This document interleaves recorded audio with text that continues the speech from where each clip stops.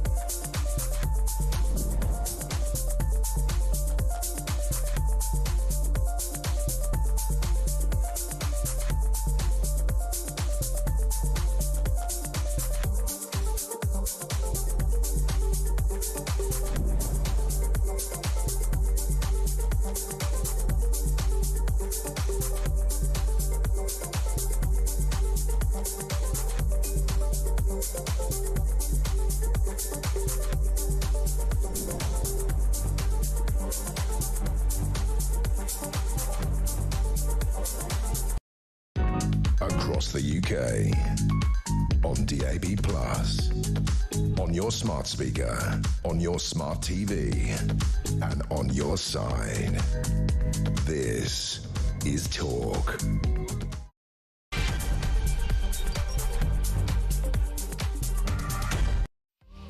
Well, a very good afternoon. This is Talk Drive. I'm Peter Cardwell. Thank you so much for your company this Friday afternoon. It's great to be with you, and there's loads to discuss, including Starmer's Albanian humiliation. He stood up there, he said he wanted to talk to lots of countries, especially Albania, to get some sort of deal on returns of migrants. Guess what? The Prime Minister of Albania, towering over him at 6'7", said, no, it's not going to be us. Also, Channel small boat migrants not checked against the police database and can refuse to be interviewed. We'll be talking about that report. Also, Dame Esther Ranson urging MPs to back assisted dying. There's a big parliamentary controversy about this. Many different politicians changing their mind on this. Are they going to go ahead with assisted dying? Is it something you've thought about, perhaps in regard to your family, perhaps in regard to yourself? Let us know your thoughts. Should kids be taught to show some grit? They've come through lockdown, they've had a tremendously rough time, and now they're being told, just dig in, just get on with it, things will be a bit better. And it's the Education Secretary, a Labour Party which voted with the Conservatives for lockdowns, saying that kids just have to get on with it. What do you think about that? Tell us your thoughts. The breaking news a few minutes ago about Salman Rushdie as well. The author, the attacker who blinded him, has been jailed for 25 years.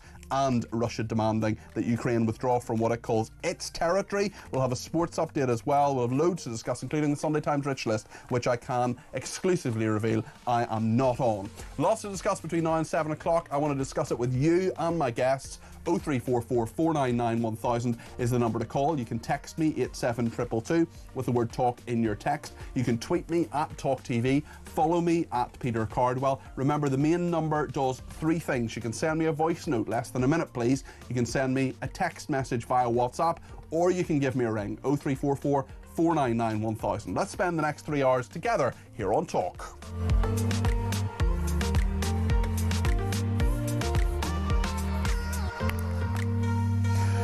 Well, thank you so much for joining me this afternoon. And Charlie Rowley is here in the studio, former advisor to Michael Gove and many others, indeed, in the Conservative government. Charlie, great to have you with us. Good afternoon, Peter. Thanks for having me. We just had some breaking news in the next few minutes, not specifically politically related, but I do want your thoughts on this. This is Hadi Matar, the man who stabbed Salman Rushdie, leaving the author blind in one eye, jailed for 25 years. Your reaction to this, Charlie? Well, quite right too. I mean, and it just wonder why it's taken so long. I know there's been a whole sort of court and you have to go through the whole judicial process. Obviously, that goes without saying, but... Nearly 3 years. Nearly 3 years, and this was a horrific attack in broad daylight, as I recall. And so 25 years, absolutely right. Some people would say, actually, maybe, an attack on someone that is obviously promoting free speech. This was an attack on free speech. Should it be longer? Is 25 years enough? I know that people. There's lots of conversations at the minute in the public domain about the length of sentences and is our criminal justice system, or is the criminal justice system fit for purpose? So, but I think 25 years is obviously a significant amount of time, and rightly so. Well, this happened in New York. Sir Salman Rushdie, as he now is, feared he was dying when the masked attacker plunged a knife into his head and body more than a dozen times. The attack happened as the 77-year-old was introduced on stage at an event in New York for a discussion on writer safety. He was stabbed in the head, neck, torso and left hand and suffered damage to his liver and intestines. He, of course, wrote The Satanic Verses, Free Speech, an incredibly brave fighter for it, someone who was under a fatwa from the Iranian regime for many years as well. That's Sir Salman Rushdie. And the man who stabbed him, Hadi Matar, the breaking news this afternoon, Hadi Matar has been jailed for 25 years in America. Right then, Charlie, let's talk about the politics of the day. Keir Starmer humiliated on TV in Albania. This was a fascinating one, really, because he sort of arranged this whole trip, brought a lot of the press pack out to Albania, talking about returns and returns policy, and said, we want to do something along the lines that Albania does. They have an agreement with Italy. And then the Albanian Prime Minister said, oh yeah, by the way, you're not going to be doing it with us. Well, I couldn't believe it when I was watching it, because I thought this is... the planning hasn't gone to plan, or hasn't gone quite right, or this is, a bit thick of it. Exactly, a complete breakdown in communication, or somebody's just completely, reverse ferreted and changed their mind. But, the Prime Minister of the UK going to another country to talk up a returns agreement, to talk up a way of processing asylum seekers or people that have been failed, they claim will be failed in the UK, they'll be reported to a third country, a returns hub, as the Prime Minister has dubbed it, all the while praising his Albanian counterpart for an agreement that they have with Italy, all for the respective Prime Minister, then say, well, it's not happening to us here, you're not doing it with us. No, the best thing is, I mean, it's a little bit like when you're about 13 years old, you ask somebody out and they say no, and then you say, well, I didn't want to go out with them anyway, I was just joking, or something like that. There's something of the kind of teenage drama about this. They say, the Downing Street Now saying, and Bridget Phillipson, I heard her on the radio and TV this morning, saying, the Education Secretary saying, well, there was never any plan to do with this with Albania. We knew he was going to say that. This has all been overhyped and so on. I mean, it seems a bit fishy to me. You, of course, and so have I, have been on the inside of government, and things like that. I mean, you look at it and you think it's cock-up, it's not conspiracy, really. Totally. Within that planning, somebody should have said, yep, UK Prime Minister, you're more than welcome to come to Albania, more than welcome to talk about it, more than welcome to sort of praise, the model that we have, obviously, with our Italian sort of counterparts, but just be, under no illusion that this isn't going to be a visit for the UK Prime Minister to then strike a deal with us. This isn't going to be an opportunity to sort of praise this return hubs model, using us as one of those sort of safe countries. So be under no illusion that that's not, that's going to happen. So you're more than welcome to come, but know that this isn't a deal. Now, because I would have thought if somebody had said that to me and I was planning the Prime Minister's trip, I probably would have written a briefing note to the Prime Minister to say, well, what's the point of going here? Why didn't we get a deal first and then announce it in the country that we're actually doing a deal with? Or they thought that it was going to happen and it didn't. And it didn't. There are the truth will eventually come out in all of this. But if you had been in that situation, if you'd been advising, I mean, as soon as you'd be looking through your hands and somebody behind the scenes would be getting a good old kicking, metaphorically, for saying, didn't you just check with the Albanians first? Or alternatively, why did he change his mind? But he said that the Prime Minister saying that it was just not going to happen. Now we're being told that Starmer is in talks with 9 nations to process failed migrants abroad. But when Bridget Phillipson was asked, can you name the 9 countries? She said, oh no, we can't tell you. So it's all a bit fishy. It's all a bit of spin, I think. Yeah, I think so. And this is where I think bad politicians try to be political and do the spin rather than just, what they should do, which is sometimes just hold your hands up and say, well, this was a bit of a cock-up, as you say. This is a bit of a mistake, sorry about that, or no, I don't know those countries, but by the way, I'm here to talk about education, or, I'm more interested in making sure that our kids go to good or outstanding schools. I don't know the detail. You can get away with it by being quite open and honest about it and say, well, you have to talk to the Foreign Secretary if he's not too busy in a taxi somewhere. Yes. That's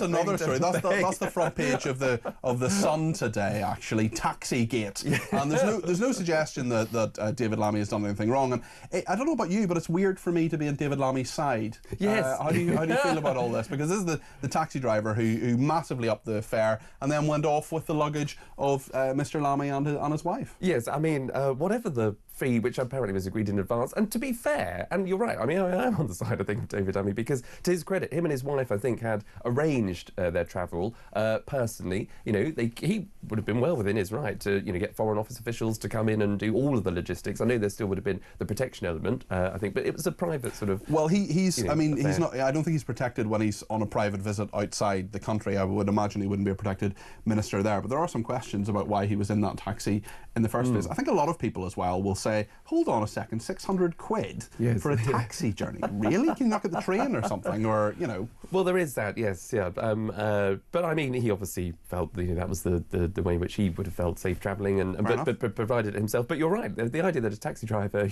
increased a fare by the sounds of things, over and above what you'd expect to pay, to then drive off with your belongings and then have to contact the local police or someone to say, I would have thought... the UK Foreign Secretary. Yeah, well, he probably didn't realise he was there. I for one, would have thought the taxi driver would be honoured to have Celebrity Mastermind contestant David Lammy in his cab. If you haven't seen David Lammy on Celebrity Mastermind, please, I beg you, after this programme, keep watching till 7 o'clock, but I beg you, go on YouTube and type in David Lammy Celebrity Mastermind. You've seen it? I have. Yeah. But I also, on top of that, there is an infamous clip of David Lammy talking about the lack of policing in a particular area and how he hasn't seen police for some time whilst he's been standing there. All the while, a police officer just happens to be in the background of that shot. There was a gentleman with whom we both worked in the Conservative Party who set that to the music of the bill at one point and sent the meme round. Yes, poor old David Lammy. He is a slightly hapless character, it must be said, but he does seem to have been done by this taxi driver. And as I say, no suggestion that David Lammy has done anything wrong, although he apparently said effing French when in response to what the effing French, and apparently that's what the Sun is saying today anyway. Let's talk about Channel small boat migrants not checked against a police database. They can refuse to be interviewed. How on earth can they do this, Charlie? Well, this is extraordinary. You would have thought, with all the capabilities and all the technology in the world, that anybody that enters the UK illegally, they should be absolutely interviewed, should not be for discussion or refusal. Point one, how on earth that is allowed? Maybe because of some injunction or, dare I say it, a left-wing lawyer that gets involved to say, your human rights, you don't have to be interviewed by anybody. If you come to a border, if you or I went to America or France, I went to France about a month ago on the Eurostar, not on a £600 taxi, it must be said. And I got to the French border and they stamped my passport and it was fine, but they could have quite reasonably said, what is the purpose of your visit, which was just to see some friends. But they have the right to do that. But here we're hearing that there is no obligation to answer the questions. I just think that's, if you're here illegally, that's outrageous. It's outrageous, it's extraordinary, and as you say, there are far too many people out there who obviously say, well, look, of course you've got to welcome people who are fleeing persecution, prosecution, but if you're fleeing some sort of tyrannical and terrible regime, you would be the first, I would have thought, to turn up at a border and say, I'm fleeing X, Y, Z. I'm in real this serious is what's happening, trouble here. And there would be help. no problem with actually answering questions. His Majesty's Inspector of Constabulary revealed that only 1 in 15 migrants are quizzed about their contact with smugglers. If you're going to smash the gangs, surely you need to be gathering intelligence here. This is just absurd. It's a joke, and for all the people that are very well intentioned to say all these young men crossing that bridge there, sort of entering the UK, you know, how terrible lives they might have had, you know, let them all in and let everybody stay. You're right, you know, if you go to France or if you go to America, you know, other Western, well-respected democracies have got no issue at all asking you, even if you, as you say, you know, just... completely legitimately there. Exactly. You know, it does terrify you to an extent, but it should do, because it's a border. You are crossing into somebody else's land, somebody else's territory. Of course, that country should be defending itself. It should be acquiring all kinds of information to make sure that when you're in that country, you're not going to be a troublemaker of any kind, and rightly so. But why is it that, you know, all of these other countries, Western democracies, idealised across the world, seem to be able to flex their muscles and have the security in this way, but we don't? Yeah, and surely the point is as well, if you are there, as you correctly say, legitimately, there's no issue. You should say, here is all the information, this is why I'm here, I am a legitimate asylum seeker. And then perhaps the process can start to say, right, are you one of the genuine ones? Are you someone we can let in because you're genuinely fleeing persecution? Or are you someone swinging the lead? And my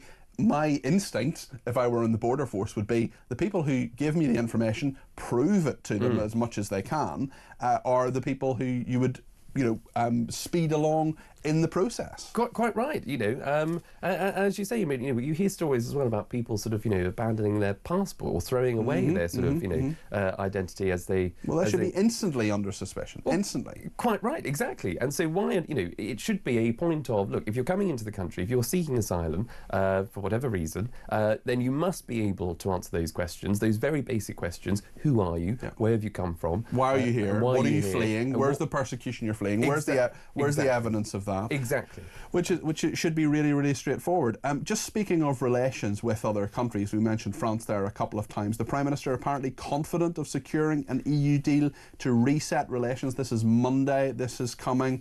He won't say, though, if a plan to let in thousands of young EU citizens will be capped. This is a youth mobility scheme. He's talking about immigration again. What's your take on this, Charlie? I just think the whole thing is bonkers. I just have no idea what the strategy is, because Well, he's saying he wants to reset relations with the EU, which are pretty bad at the moment. Well, they're only bad because, you know, it seems to me one counterpart doesn't uphold its end of the bargain when we're paying them. Isn't it anything to do with Brexit and the fact we left? Well, there is that. There could be part of that, but the idea... I think it probably is. Well, the idea that you then give up your fishing sort of quotas again, just to try and reset relations, when you've got France, and it is France, I'm afraid to say. Maybe I'm becoming even more of a David Lammy fan on the front page of The Sun. You and David Lammy will be taking an expensive taxi together very soon, going to the Languedoc or Provence or something on a nice sunshine break. Totally. But when we're talking about security, for example, it is the French that are blocking the UK being part of a defence and security sort of pact, so allowing British defence companies bidding for EU procurement defence contracts. That is the French that are blocking the UK for doing it, because obviously they want to access UK fishing waters. Now, you can have that conversation. I personally don't think you should be putting fishing quotas at the same level as European defence when there's a war going on in Ukraine. So I just think that is churlish of the EU, which is why I think it gets a lot of people riled up about it. But I have no problem, as it happens, with the EU youth mobility scheme. I've got no issue, actually, with young people from the UK being able to travel and learn and study in Europe. I've got no issue with people under the age of 30 that are coming here for a couple of years to enjoy British culture and to study and learn as well. They don't seem to be the problem, in my view. Nor is it, by the way, I think, a few more thousands of people that are coming into work in the UK health sector and adult social care. I don't know why they've been targeted. So everything that this Labour government seems to be trying to talk tough about immigration, they're targeting the wrong people, they're getting their sums muddled up, it semes, every other day. I just don't know what's going on. Well, I actually went on a sort of youth mobility scheme to America. I went to university there for a year for a master's. It was an incredible scheme. Enjoyed America. Stayed on for a little bit afterwards legally for another 6 months or so. But we were told very, very clearly, as soon as this happened, you have to come back for at least 2 years. You cannot just, you know, disappear into the system in America, because they will hunt you down and deport you. And that was a fear. And not that I would have broken the law, of course, but that was something that we were told from day one. And I just wonder whether people coming to this country have any of the same fear of a system that clearly doesn't work. Charlie, thank you for joining me this morning, former Conservative advisor Charlie Rowley. Sorry, this afternoon. It's been a long day. Brad in Cambridge says, afternoon, Peter, nice to have you on. Even if the taxi driver did try to stitch David Lammy up, that wouldn't let him off the hook for the effing Frenchman comment. Going straight to a racist insult, if true, would tell its own story, says Brad in Cambridge. Leslie says, I think someone high up in the Labour Party deliberately set Starmer up for a fall yesterday, says Leslie. Well, it's very concerning if they're able to do so, Leslie. Jackie says, if you arrived at any foreign airport and stormed the barriers to claim asylum, you'd probably be shot. The political class don't want this problem, says Jackie. Hi, Peter. Never have I seen a British Prime Minister embarrass himself more, says this texter, but more importantly, the country, when he was humiliated by the Albanian leader. Kevin in Barnstable, Starmer has an inflated opinion of himself. He forgot that he didn't have the letter from the king that got him in with Trump. He turned up thinking he was the big guy. Well, he wasn't. You see how tall that guy was? See how tall that Albanian Prime Minister is? I think he's 6'7", something like that, much taller than Starmer. He turned up thinking he was the big guy, doing them a favour. He is embarrassing to every one of us. How did he ever get into the position he holds, says Kevin in Barnstable. The beauties of democracy, Kevin. Zoe in Lancashire says, afternoon, Peter. Why is Starmer going around telling anybody who will listen to him lies that under them he sent more illegal boats back than anybody? I know why. He's so desperate to grab them, those last reform votes next year, that he's gaslighting the public now with false numbers and false information, says Zoe in Lancashire. Well, we will keep holding Starmer's feet to the fire, and the Conservatives and Reform UK, everybody, on all these issues. We're going to talk in just a second about assisted dying. What do you think of this one? It's back in the House of Commons, very controversial bill, and it looks as if the bill itself is in serious trouble. We'll talk about that debate next here on Talk.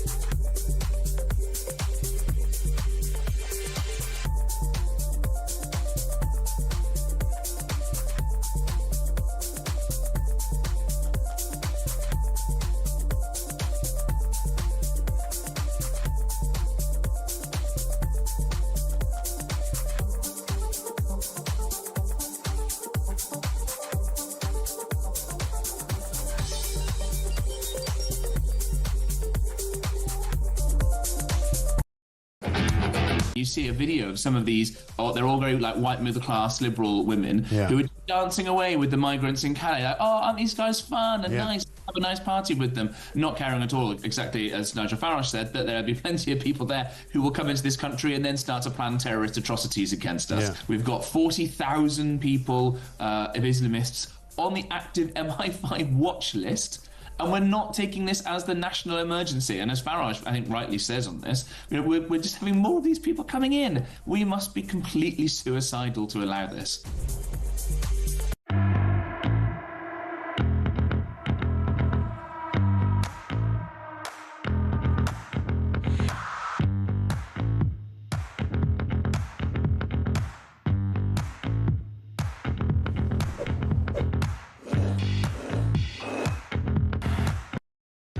Across the UK, on DAB+, on your smart speaker, on your smart TV, and on your side. This is Talk. Thanks everybody who has been in touch. I've just been on my phone during the break there looking at all the tweets coming through as well. And one person saying, every single thing Starmer attempts he fails. How can one idiot be so useless at basic negotiations? Well, that's what Kemi Badenoch always says, doesn't she? She says when Labour negotiates, Britain loses. Her negotiation may not have been necessarily as particularly good when she was Trade Secretary, but that's something Labour would contend, and probably Reform UK as well. Rosie says, surely the French must realise if they stop the boats crossing the Channel to England, then the migrants would stop coming into France, as they would know they're not getting to the land of milk and honey. England and France would both win. I think it suits France to allow people to go over the English Channel, quite frankly. It means they don't have to deal with them. And Amy's been in touch and says, I was for the assisted dying bill at first, but after seeing the interview you did, Peter, with somebody whose mum had an assisted death in Canada, and also seeing what was coming out of the line-by-line scrutiny of the bill, I now hope it gets voted down when the vote happens. Well, Amy, thank you. I remember that interview, and it really, really was absolutely heartbreaking. A woman in Canada, this was a couple of months ago, and her mother was absolutely determined to die. She had serious mental health issues, and the assisted dying happened even though her mother wasn't terminally ill at all. In fact, there were many failures in the system, I would argue, and certainly there was a lot to think about with that. It was a really, really heartbreaking interview, and Amy, thanks for your message, because I was very moved by it, as well as you. Now, Dr. Gordon MacDonald is with us now. He's Chief Executive of the charity Care Not Killing. And the assisted dying bill, Gordon, is in Parliament at the moment. It seems as if the basis of it, a lot of the support for it, seems to be falling away for various reasons. You must be very glad that's happening.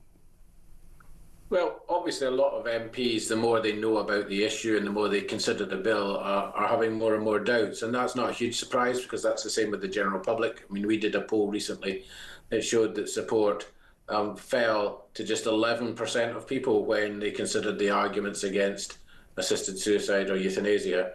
So it's not a surprise to me that the more people think about it, the less keen they are on the subject. But there is also the issues about the process. I mean, clearly the process at Westminster has been rushed.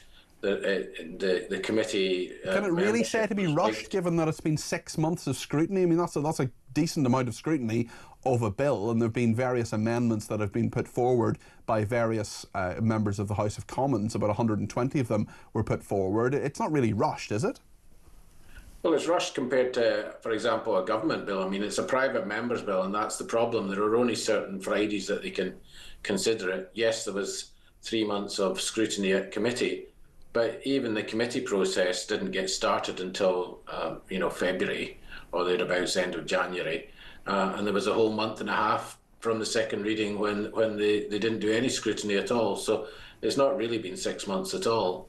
What do you make of the fact that one of the main provisions that Kim Ledbetter, she's the Labour MP who's behind this, she got the private members bill, and this is a type of legislation. The government is sort of backing her, but not really. Wes Streeting, the Health Secretary, he's against it on religious grounds. Shabna Mahmood, the Justice Secretary, she's against it on religious grounds. Certainly those are the two most important people in government in terms of the implementation of this. But the main provision, and the way I see it, Gordon, and you're the expert, but the way I see it is the provision of a judge or a High Court judge having some sort of scrutiny of this falling away. We were told over and over and over again that that was one of the main provisions, that was making this safe, that was making that something that we could be, our cares and worries about this would be assuaged because of that, and that has fallen away. Has that been a major plank of this?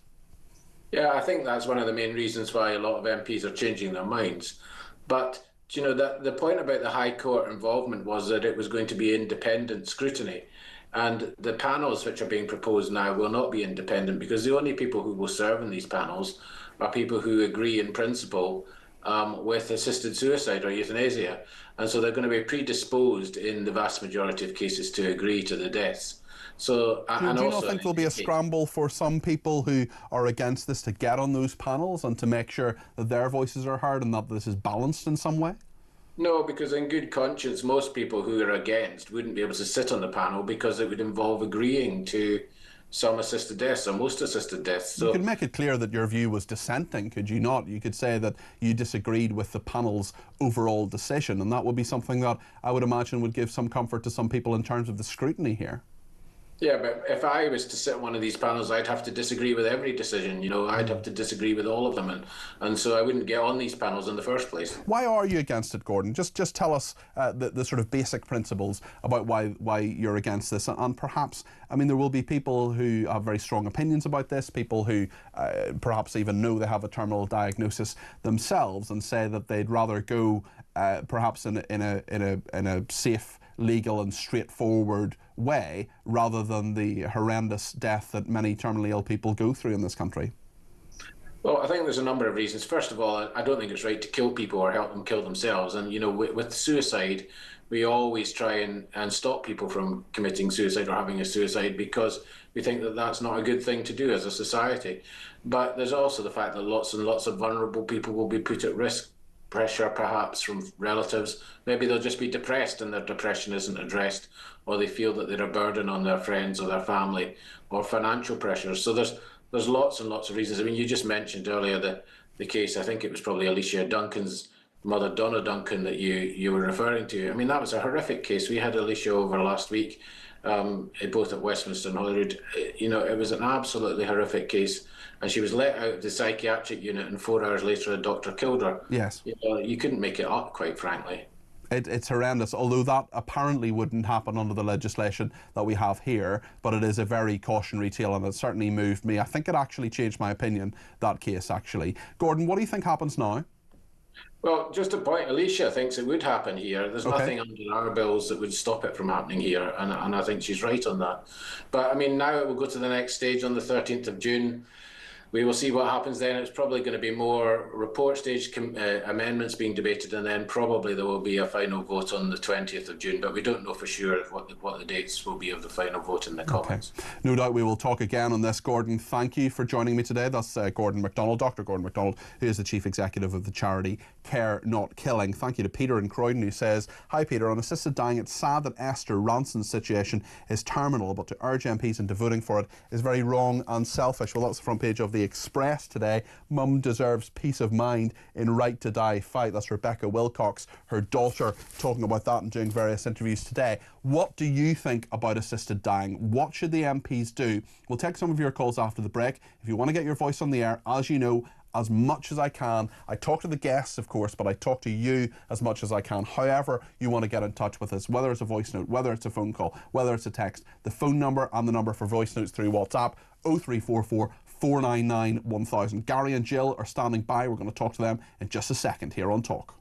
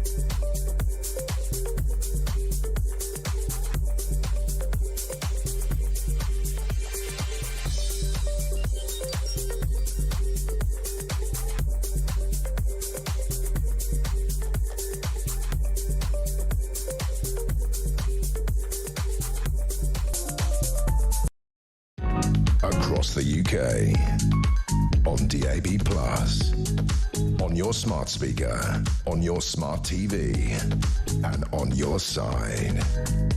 This is Talk. Well, loads of opinions coming into the building on all the different issues we're talking about today. Leslie says, "Hi Peter, will Starmer's cap on under 30s be the same cap Blair had when he opened our borders to the UK?" I think it's a slightly different issue, Leslie, but you're right to be cautious about that, certainly. Stuart says, "Good afternoon, Peter. Is it morning?" Yes, sorry about that. It is definitely the afternoon. It's 4:30.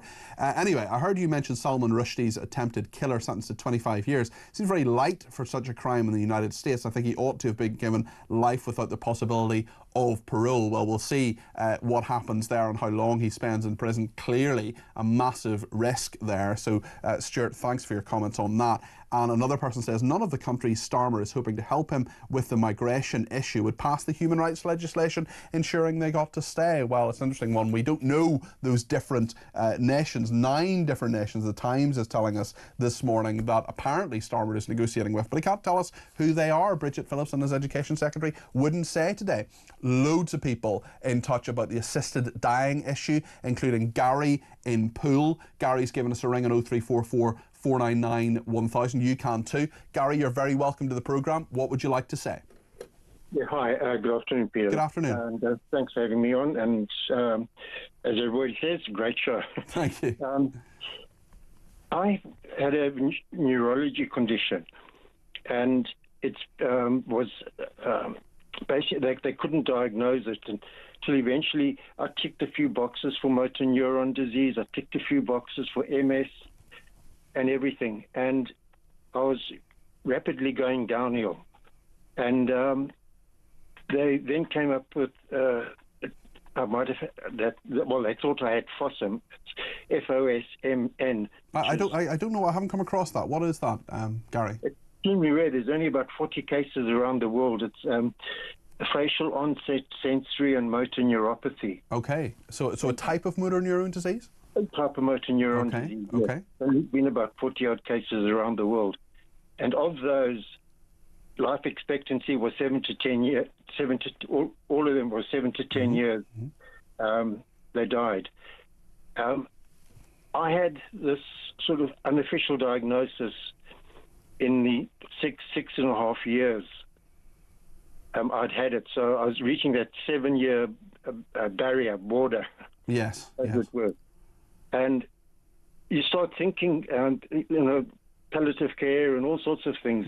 You start thinking about, jingos, you know what, this is serious. Yes. Now, if I'd carried on going so downhill, and I became a little bit whatever, it could have been serious that, we make a mistake, or I say, jingos, I don't want to live anymore. Yes. And make a mistake, and then a few months later, realise that it's the wrong diagnosis. And was it the wrong diagnosis? It's the incorrect diagnosis. Wow. So how long have you lived since that diagnosis then, Gary? 2018. Oh my goodness! Wow. But I've had the condition since 2012, and since 2021 it's stabilised. So I'm delighted to hear that, Gary. So we're talking about you were told 6 to 7 years. Actually, you've lived, 13 years since the initial symptoms started, and that was totally wrong. And doctors, many of them are very good, but they do get things wrong. Would you have thought about going down the route of assisted dying had it been on offer, Gary? Never have gone down that route, because life is just too precious. You want to take a last breath of oxygen with your family. Yeah. I would never think of it, not at all. And I don't support it. I don't know how many people we're talking about that would actually do it. Well, Gary, that is a cautionary tale. It's fascinating to hear it, and thank you for coming to us with it. And I wish you a long, happy, and healthy life, and hopefully you can put a lot of that behind you. Thank you for that. Stuart's been in touch and says, sorry, Dr. McDonald, who spoke to you just before the break there, he's wrong. I have the right to refuse food and water, and as long as I have capacity, then no one can stop me.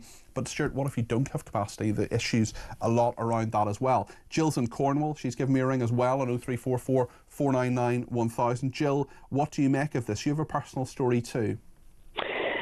Yes, I've just come through, well, when I say just come through cancer treatment, my treatment finished about 18 months, 2 years ago.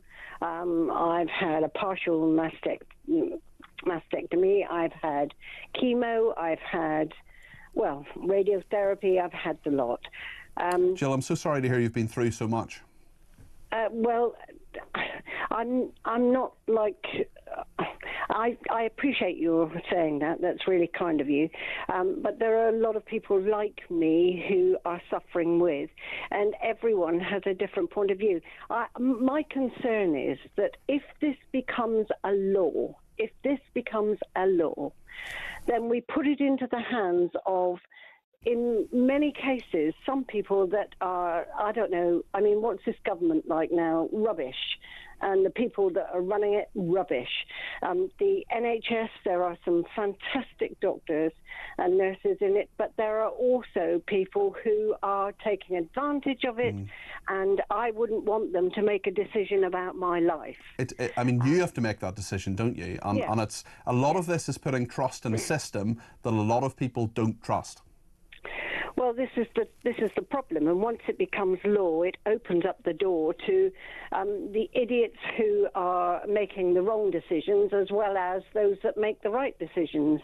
I've lost faith in the justice system. You know, I've lost faith in so many things that a few years ago I had belief in.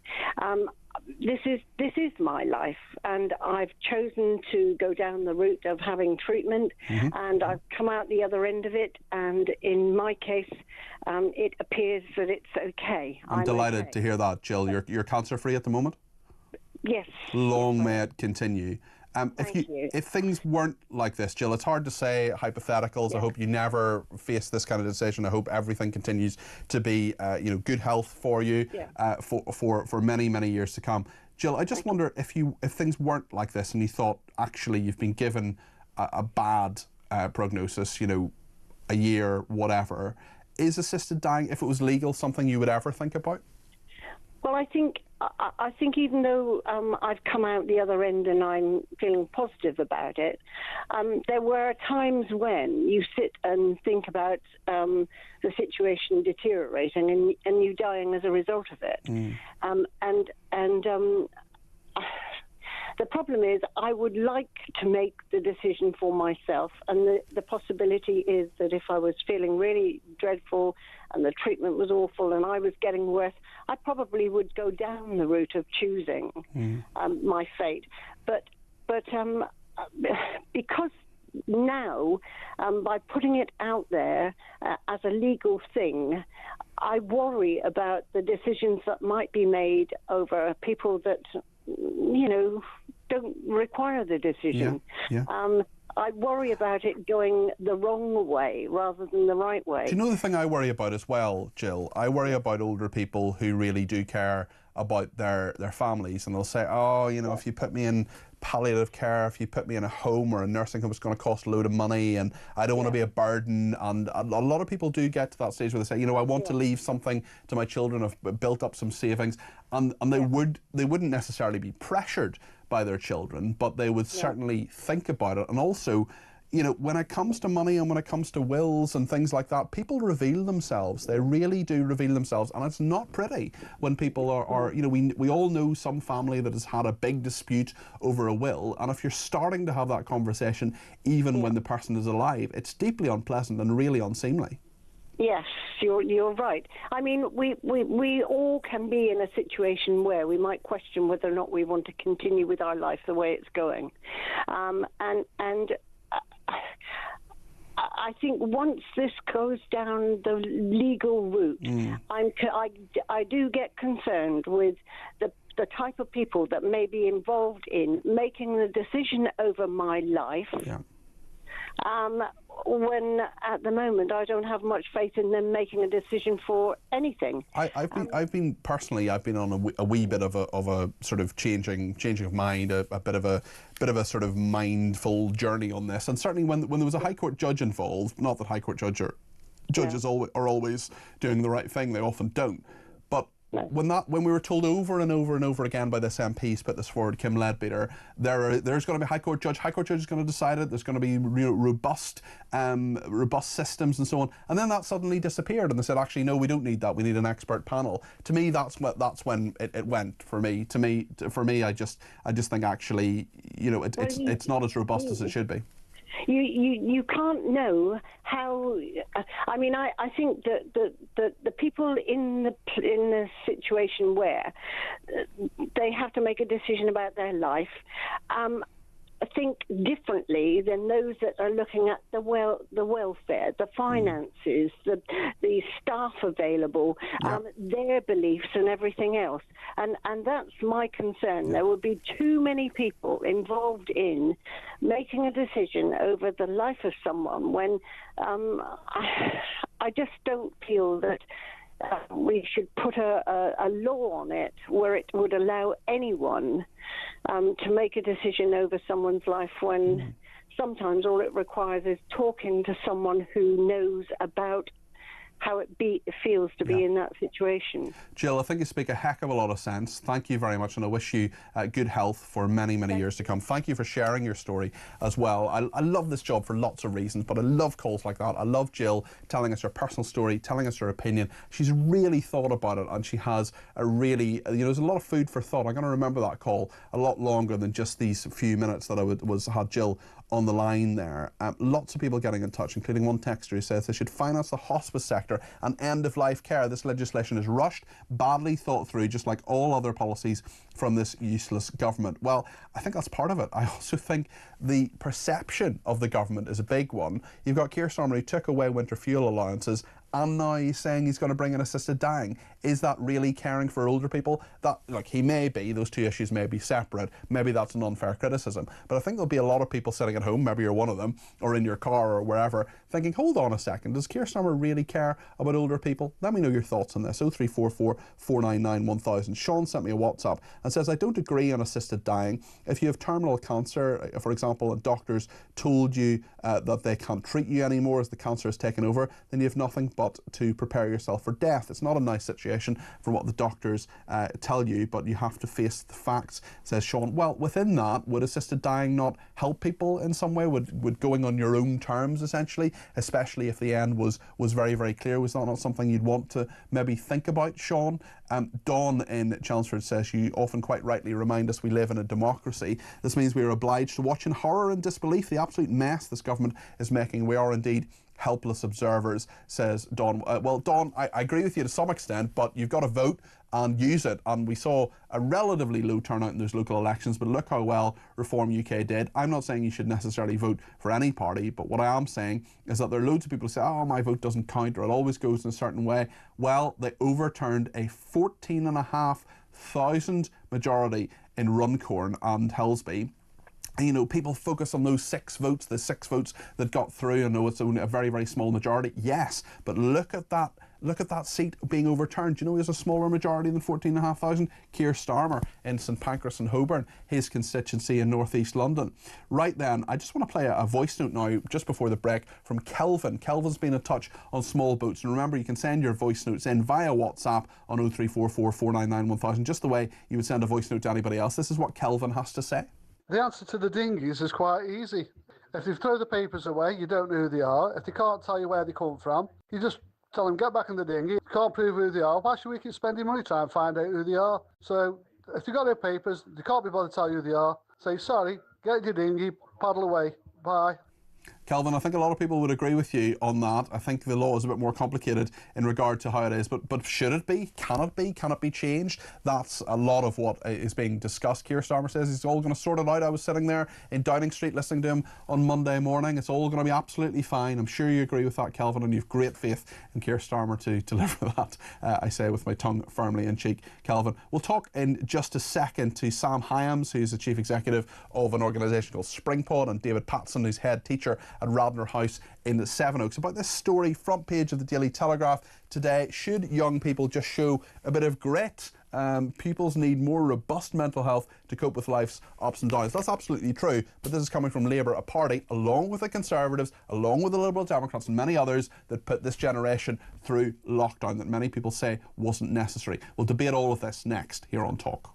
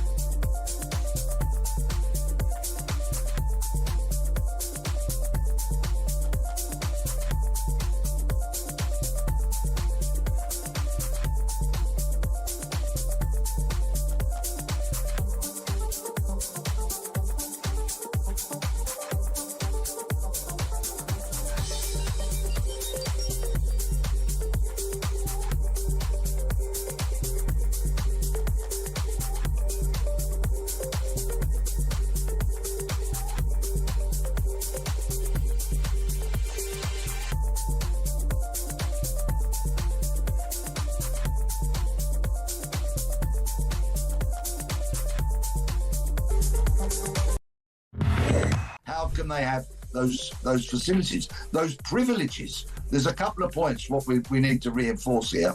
Our prison staff need greater protection. They need stab vests, they need tasers, a bare minimum.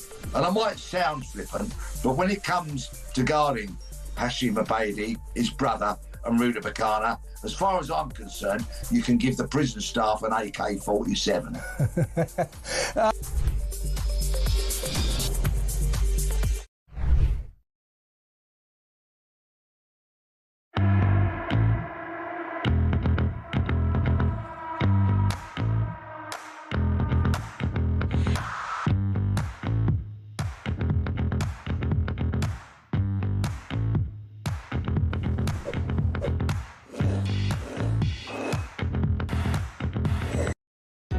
Across the UK, on DAB+, on your smart speaker, on your smart TV, and on your side. This is Talk. Thanks everybody, including Rosie, who's been in touch again and says, I don't think you quite understood my previous tweet. If the French stopped the boats even getting in the water, the migrants would realise that there was no easy way to England and stop coming to France. Then the French wouldn't have a problem, and neither would we, says Rosie. The problem is, Rosie, you've got free movement within Europe and those borders just aren't secure in regard to the EU. That's part of the reason we got out. But listen, interesting thoughts there, and I'm happy to clarify and hopefully understand your point a bit better. Thanks to Stuart as well on tweets, who says, everything Starmer says is just noise and bluster. We will take back control of our borders. Not with anything you're doing, you won't. Stop the boats, turn off the welfare tap and deport the ones already here. Then we will have control of our borders, says Stuart. Well, thank you to Stuart for that. Keep your messages coming in. Lots of people getting in touch on assisted dying as well. We will certainly discuss that more between now and 7 o'clock. But I want to talk now about what the government is saying. Bridget Phillipson, the Education Secretary, and Wes Streeting, the Health Secretary, saying that children need to be prepared for life's ups and downs in the classroom. Deteriorating mental health driving record school absences. Department of Education data shows that, and the knock-on effects of having an influence on pupils through to adulthood. Under the government drive to improve mental health in schools, children will be offered sessions to tackle anxiety and low mood, with struggling schools receiving extra support through attendance and behaviour hubs. Well, two guests on this, Sam Hyams, the Chief Executive of Springpod, and David Patson, Head Teacher at Radnor House in Sevenoaks. David, what is your perspective on this in regard to how the generation that is, many of them at the moment taking exams, it's exam season, of course, I'm aware of that because of the recurring dreams I have this time of the year. How are people getting on with that, especially having come through lockdowns? Do you know, I think across the sector, we're seeing an increase in mental health conditions amongst young people. I mean, it's actually a really long-term trend, and the general sort of approach of the government in this article is quite right, actually, to try and come up with solutions that are going to put people in a good place to be able to cope with the future. Unfortunately, I just think the sort of suggestions where they're starting to zero in on are probably not likely to have the input, likely to have the effect that they're really hoping for, because by talking about things like anxiety hubs and improving attendance, it actually doesn't really get to the root cause of the problem. But attendance is a big part of this, isn't it? I mean, coming to school is going to help your mental health a lot of the time, I would imagine. Sometimes it won't, but a lot of the time being around people, doing work, seeing your friends, socialising, that's better than sitting at home, isn't it? Yeah, I think it is, actually. And we have noticed that as soon as you actually get attendance upwards from 95% and above, you actually see much more engagement across school. Children are much happier and they're much more fulfilled in who they're growing into. The real problem, though, is that actually the problem arises much earlier. And it's the outcome that you really see when they're a teenager in higher absenteeism, which is the cause of many of the sort of problems today. So I think what I'd be really proposing is that rather than worrying about where we are with the teenagers, which is one possible approach, we really need to be thinking much longer term about how we actually integrate young people into education. So when is it, David? At what age do you see, or can you, from your long experience in education, can you see actually, right, we've got to identify a problem now? What age is that, roughly? I'm sure it's different in many cases, but at what stage do you either have the kid or you don't have them in terms of education? So I would say you can do a huge amount of good work with very young children, around about 4, 5, 6 years old and above. Okay. You can actually do really great work with older children, but you've got to do something a little bit more substantial. And it's not actually about teaching them to be more resilient or teaching them to be more determined. It's actually about getting them out of their normal context and setting and putting them through a series of sort of experiential learning techniques that actually will start to drive the sort of improvements that we're hoping for. Sam, what's your experience of this and what do you think of this government plan? Hi Peter, hi David, thanks for inviting me on today. So the plan is a good first step from our opinion, but I completely agree with David that you don't teach grit. It's got to be learned through experience, and there's just not enough experience available to young people. So at Springport, we support about 700,000 young people to gain virtual work experience with employers, because only 1 in 3 young people are leaving school with any work experience at all at the moment. So how we can expect young people to have grit? Why is it only 1 in 3? I mean, there's so many times, you know, work experience was a big part. It was something we all looked forward to in sixth form, going out and getting some experience of the world. Isn't that a sort of mandatory part of education anymore? It hasn't been for a while. There's been a change in policies in the last governments. And you obviously had the pandemic, which shut down a lot of, or all in-person opportunities.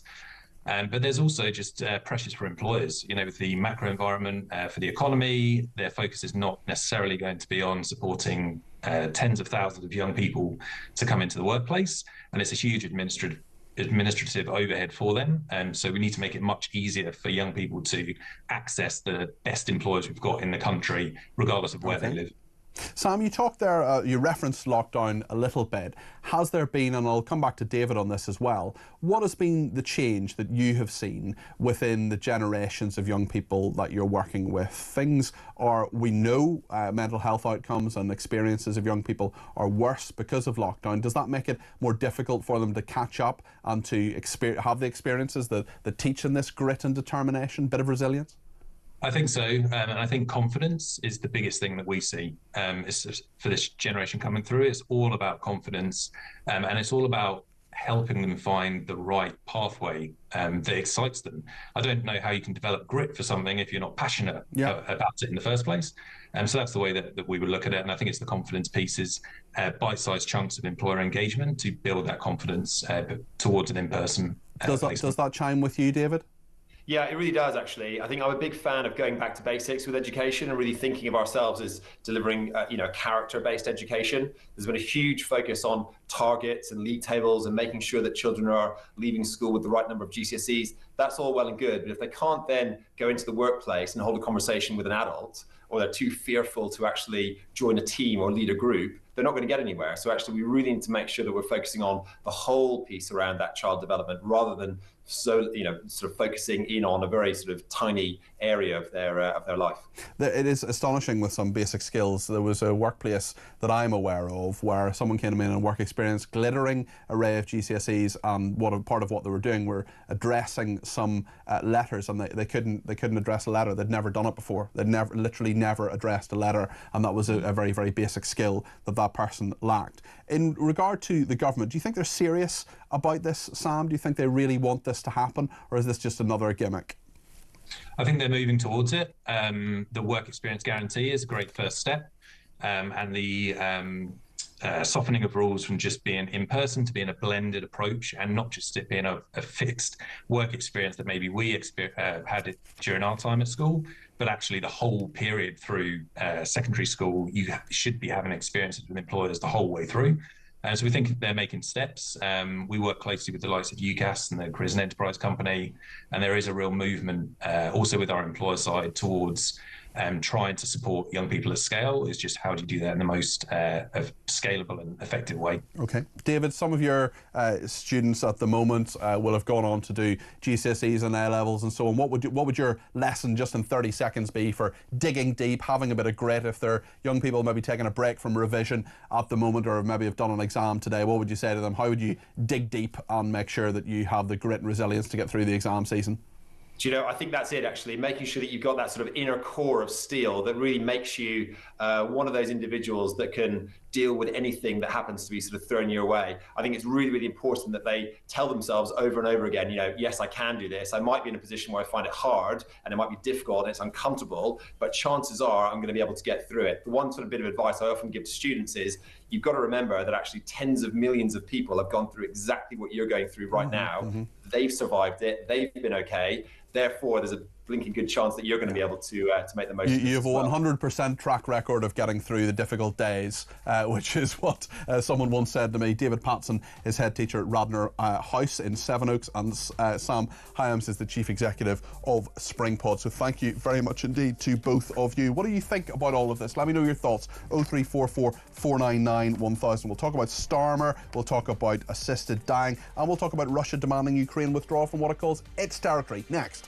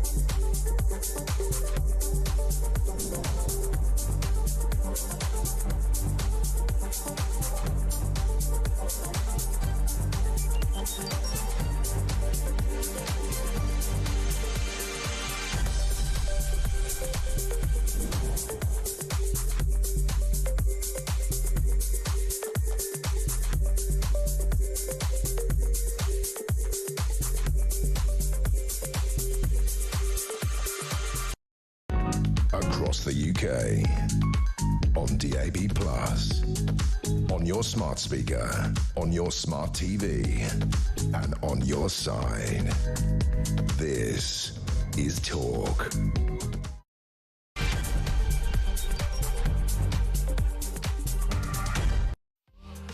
Well, a very good evening. This is Talk. I'm Peter Cardwell. Thank you so much for your company this Friday evening. Loads to talk about, including Starmer's Albanian humiliation. Towering over him was the Prime Minister of Albania, who said, actually, no, there won't be a returns agreement, a returns hub with us. We're also talking about the assisted dying bill. I wonder if it will not pass. There's going to be a vote next month, but loads of amendments being debated today in Parliament. What do you think about the assisted dying bill? Loads of people getting in touch. We'll talk about Ukraine as well. The peace talks have been criticised there for being too low level. Donald Trump and Vladimir Putin not involved, but there has been something of a breakthrough there in regard to a prisoner swap, as we were hearing in the news there. We'll talk about that with Philip Ingram in a minute or two, and we'll get a sports update as well. Very interesting one just on the grit and determination. David's been in touch on Twitter saying, making children show more grit, does this mean they will stop giving everyone a prize in school sports day? Well, I can certainly say I got 0 prizes in school sports day because it was rubbish at all sports. Lots to discuss in the next couple of hours. Let us know your thoughts. 0344 499 1000 is the number to call. You can text me 87222 with the word talk in your text. You can tweet me at talkTV, follow me at Peter Cardwell, and remember the main number does 3 things. Send me a WhatsApp text message, send me a WhatsApp voice message, less than a minute please if you would. You can also give me a ring, 0344 499 1000. All 3 of those things on that number. Plenty to discuss between now and Kevin O'Sullivan at 7 o'clock. Stay with us here on Talk.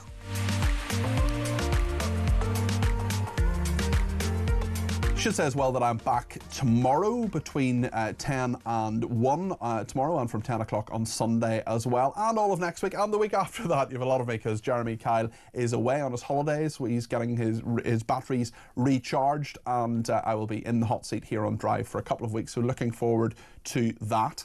We're joined by Theo Ushwood in just a second. He's a political commentator. Great to have you with us, Theo. But I just want to remind ourselves of what happened when Keir Starmer yesterday, he was in Albania, and the Albanian Prime Minister, who's not a small person, he's a very, very tall person, they had a bit of a discussion, and things I don't think went according to plan for Keir Starmer. Let's remind ourselves what happened. Yes, we are in talks with a number of countries about return hubs, and I see them as a really important innovation, and that is consistent with the work that we've done in relation to UK Albania reduction in numbers. I have been very clear since day one when we started this process with Italy that this was a one-off with Italy. Theo, what do you think happened? Mistake. Well, that is number 10 made a mistake. So, of course, they went over to Albania, and the original pretext of the trip, or what was certainly being briefed out from my understanding initially, was this was an opportunity for the travelling press pack to have a look at the work that's being done using technology, drones and so forth, to clamp down on people traffickers at source in a country like Albania, and to look at further investment, not just for Albania, but also for Northern Macedonia, countries like Greece as well, to stop the people traffickers moving large numbers of people from places like North Africa, and particularly going through that region of the world and the Balkans, from the Middle East, through Western Europe, and then across the Channel to Great Britain. Then that briefing was expanded out to include, Peter, the idea of a return hub in Albania, but nobody had bothered to check with the Albanian Prime Minister first. Never assume it makes an ass of you and me. I had one of my first editors who threatened to kick me around the room once. Of course, you don't do that nowadays. He said that exact phrase to me, but they assumed that Albania was a country that was perfectly willing to enter into this agreement, that it was never briefed as a replacement for Rwanda. The Rwanda scheme, in this Labour government's point of view, is very different, Peter, in that they think that this will comply with the United Nations demands. It will meet our obligations under the European Convention on Human Rights, and therefore it is perfectly possible that the government will be able to implement these return hubs in a country like Albania successfully without legal challenge. The only problem, of course, is that the Albanian PM, was very clear that when he set out, and he said it yesterday, when he set out the agreement with Giorgia Meloni, and it is slightly galling, isn't it? Because this was actually an idea that the British government had under Boris Johnson to set up with Rwanda. They just couldn't make it work. Yeah, indeed. And that's still the policy of the Conservatives. They want something like that. Yeah. And the Prime Minister went to Italy back in September, and he stood alongside Giorgia Meloni, the Italian Prime Minister, at the podium. And as I remember it, and I think I'm accurate with this recollection, Giorgia Meloni, Peter, was extolling the benefits of her return hubs with Albania, saying how fantastic they were, saying how they were such an innovation, and they were seeing significant reductions in people, particularly crossing the Mediterranean from North Africa onto the southern heel of Italy. The Prime Minister stonewalled her. And he was literally like, no. He didn't say it, but his body language was, in effect, no, this isn't why you're being successful. It's because you're adopting my approach of smashing the gangs in North Africa. It's got nothing to do with return hubs. So now fast forward from September to May, and Meloni has stolen a march. These return hubs are being implemented. I know there's a bit of pushback in that, there's some people who are saying they've only accepted 50 or so. but that's 50 more than were ever forcibly removed to Rwanda under the Boris Johnson scheme. So you can see that, you can either see that as a relative success, or you can see that as, maybe not being as successful as you might like it to be, but it's worked. How damaging is all this for Keir Starmer, do you think? Because he's put a lot of, he's really been talking for a week now about immigration. I was there, as were you. You were sitting behind me at Downing Street on Monday morning, talking about how it was all going to be fine, everything's going to be marvellous with immigration, we're going to get it sorted out. Yvette Cooper's been doing the rounds as well. And we're in a situation where he's humiliated by the Albanian Prime Minister. Now, Downing Street, as you say, they're spinning this to say, oh no, he didn't really, it was all fine, and there's nothing to see here. But whether there is or whether there isn't, the impression given off is that the Prime Minister, who's just trying to do quite a lot on the international stage, isn't really in control at home. And now with this big issue as well, there are many, many problems for him. Look, this particular situation is salvageable in the last 12 hours or so. He's been briefed out. The Prime Minister and his team and the Home Office are looking at 9 other countries where these return hubs could work, particularly in the Balkans. So it is salvageable if he can resurrect this scheme with one of those other countries. But if he can't, he's got a big problem because he's now nailed his colours to the mast that actually these return hubs are a way of dealing with the cases where people have failed to claim asylum in this country. He's said that this is a policy that he wants to adopt, that he wants to do. And at the same time, of course, it's just worth remembering that he's scrapped the Rwanda scheme on the second day in office as Prime Minister. I mean, he was voted in on Thursday. He scrapped it on the Saturday morning. Right? So he now wants to do this policy of a return hub, and you can argue over, and there's significant issues around the legalities of Rwanda versus this particular scheme. But if he can't find a country to enter into an agreement with, then he's got big problems. Okay. And he needs to deal, and broadly speaking, it's now, the gangs haven't been smashed. And it is one of those, it's a bit sort of chicken and egg, what comes first? If there's the demand for people to come to this country illegally on a small boat, then the gangs will supply them. So, he needs to move, he needs to get it done. Tell us about assisted dying and how big an issue this is, because we're in this sort of slightly weird situation where Kim Leadbeater, who's not the world's most high-profile or experienced MP, she got the private members bill. It's just a mechanism by which non-government legislation can be put through. The government has essentially said they're backing her, although it's a free vote, although you've got the Health Secretary and the Justice Secretary who are against it. Keir Starmer clearly for it. He's been on the record many, many times previously, although he doesn't say so now because he says he doesn't want to direct people in certain ways. It looks as if things are kind of falling apart for this bill. Yes, and just on the Keir Starmer aspect of this, it was clear, Number 10 is cooling on this idea. I mean, Keir Starmer, I agree with you 100%, by the way. He as a legal, in his own mind, he liked the idea of assisted dying. Of course, the government remained neutral and so forth. But this is, given the fact that Number 10 had backed this, and of course we've seen pushback from officials in the department, the Ministry for Health, people like Professor Chris Whitty, where Streeting is against the legislation. Over in the Ministry of Justice, Shabana Mahmood, the Justice Secretary, is against the legislation herself.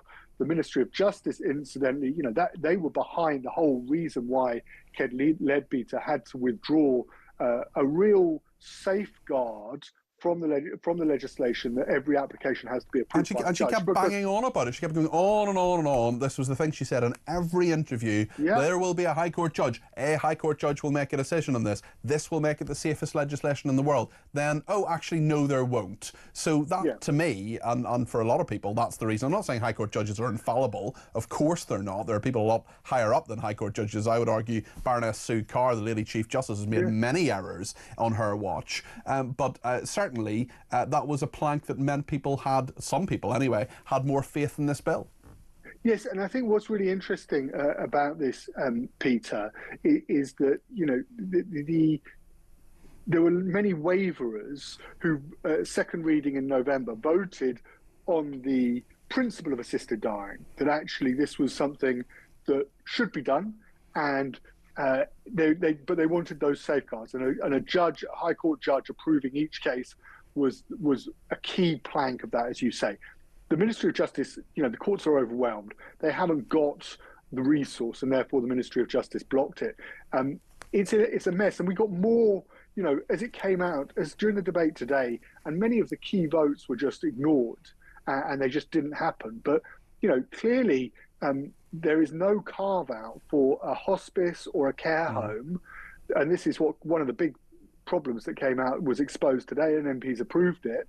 And I think, you know, the care homes are not going to be able to say assisted dying is something we don't do. So every care home in the country and nursing home and hospice care, they are going to have to be able to offer the service of assisted dying. Yeah. There's no way of a manager who might be of a hospice who might have a real belief in their own conscience that this isn't something that they're happy with or they want to do, that they can simply opt out of doing it. They won't be able to do that. Yeah, it's a very fair point. Theo, thank you. Theo Isherwood there, political commentator. Thank you to Debbie, who says, does Starmer not realise he is taking the mick? Why would any country agree to take the immigrants that we say no to? They will obviously be the worst of the worst because we take anyone. How stupid is this man? Mick says, Peter, our Prime Minister is out of his depth. The EU is making a fool of him, led by Macron, who is stealing his pocket money. Time to abandon ideology and face reality. And Stephen in Lincolnshire says, how can a return hub be a return hub when the illegal migrants have come from Iran, Iraq, etc.? They are reroute hubs, says Stephen. Well, some of them would be and some of them wouldn't be. They come from all over the place, of course, Stephen, but it's a very fair point. Quite a number of people on Twitter saying Keir Starmer is a human rights lawyer. He's never faced a jury. Well, he has. I mean, he was quite an eminent, you can say what you like about Keir Starmer, he was a very successful lawyer. He was a QC and a KC now, and he's someone who has faced many, many juries over his legal career. Georgina is in London and has given me a ring on 0344 499 1000. Georgina, you're very welcome to the programme. What would you like to say? I'd like to talk about Keir Starmer for a change, not really. And this running around now like a headless chicken, trying to find a country that wants to take our illegal immigrants, and I do call them illegal immigrants. Well, they are. You're factually correct. Because as soon as they step onto our terra firma, they are breaking the law. Now, he is not going to find a country who is going to take these people, because these people are undesirables in any country, especially ours, because we don't want them here. That is the bottom line. Well, some of them will be legitimate asylum seekers, will they not, Georgina? Yes, listen, I hear what you're saying, but as a British citizen, you do not know who these people are. You do not know what they have done once they've been in their own country. If we go abroad, Peter, we've got to go through stringent tests at an airport to get onto a plane to go to another country. These people are just walking into our country. We know nothing about them. So you have to think worst case scenario to guard both yourself, your families, and our country. Our country is very important. Now, Keir Starmer has put himself in a position with these open borders, and that's what they are. It's everyone's welcome. There's that many now, and he knows the British public have had enough. I know I have. Okay. Do you think he has a plan? We've heard a lot this week about what he wants to do. We've heard from him. We've heard from Yvette Cooper. I was at the press conference in Downing Street on Monday. There's a lot he wants to do. Do you think he has a plan? Will it work? His plan is a lot of hot air. He is a traitor to our nation, my darling. His plan, a traitor to our nation, really? He is a traitor to our nation. He has put our country and its inhabitants at risk by what he has done. Okay. We are not safe. And it is as simple as that. He needed to ask the public before he started with this ridiculous notion, and also the government before him needed to ask the public if this is what they wanted. Okay. And 99.9% would have said no. Well, he was elected fair and square, Georgina. He is a democratically elected leader of this country. Georgina, thank you. That's Georgina in London there. Plenty of calls coming in as well if you want to get your voice on the air. 0344 499 1000. Lucy says the last thing hospices need is state funding. Hospices are marvellous sanctuaries for the dying and their families. Involve the state and they would be ruined. Leslie says, please pass on my best wishes to Jill, who you had on a little bit earlier on the phone. I went through the same as her. I'm still here 20 years later. I think positively. Jill, says Leslie. What a lovely message from Leslie there. And I definitely definitely enjoyed this one from Dawn in Chelmsford. He says, when I was at school in East London a long time ago, everyone had grit. During a football match, a lad got hit in the face with a ball. The games teacher put a cool wet sponge on him and said, well, stop, lad. It would have been a certain goal, said Dawn. Very good, Dawn. I'm afraid my games teachers were not quite so forthcoming with their praise of me. One of them called me fat, I remember, back in the day, and so it has proved. So there we are. But no, I just wasn't very good at games. Unfortunately, there weren't very many that I was any good at. But I did do PE lessons actually with Rory Best, who, if you're a rugby fan, you will know that he went on to become captain of Ireland. He was a bit better than me at a few things, like, you know, running, throwing, catching, that sort of thing. But no, he did very, very well, and then went on to marry another friend of mine, Jodie Best. Jodie Best is his wife, and they've lovely kids. Anyway, well, after the break, we're going to have all the latest. Russia and Ukraine, of course, talking today in Turkey. The former colonel in the British Military Intelligence Service, Philip Ingram, will be with us, so stay with us here on Talk.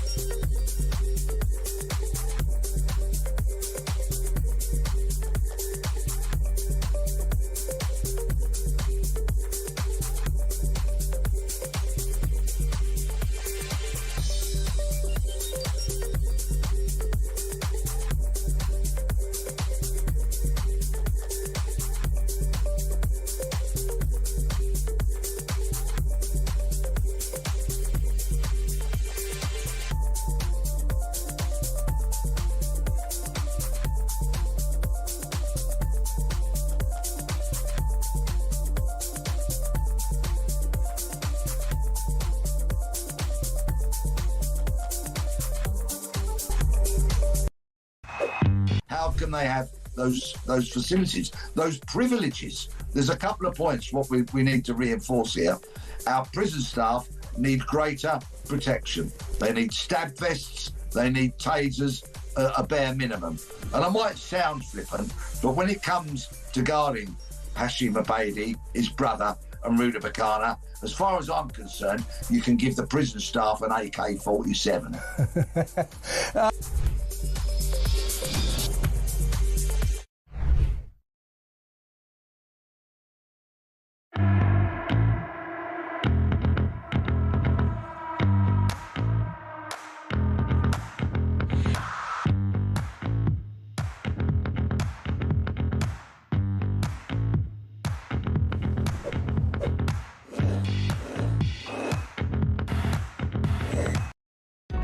Across the UK, on DAB+, on your smart speaker, on your smart TV, and on your side.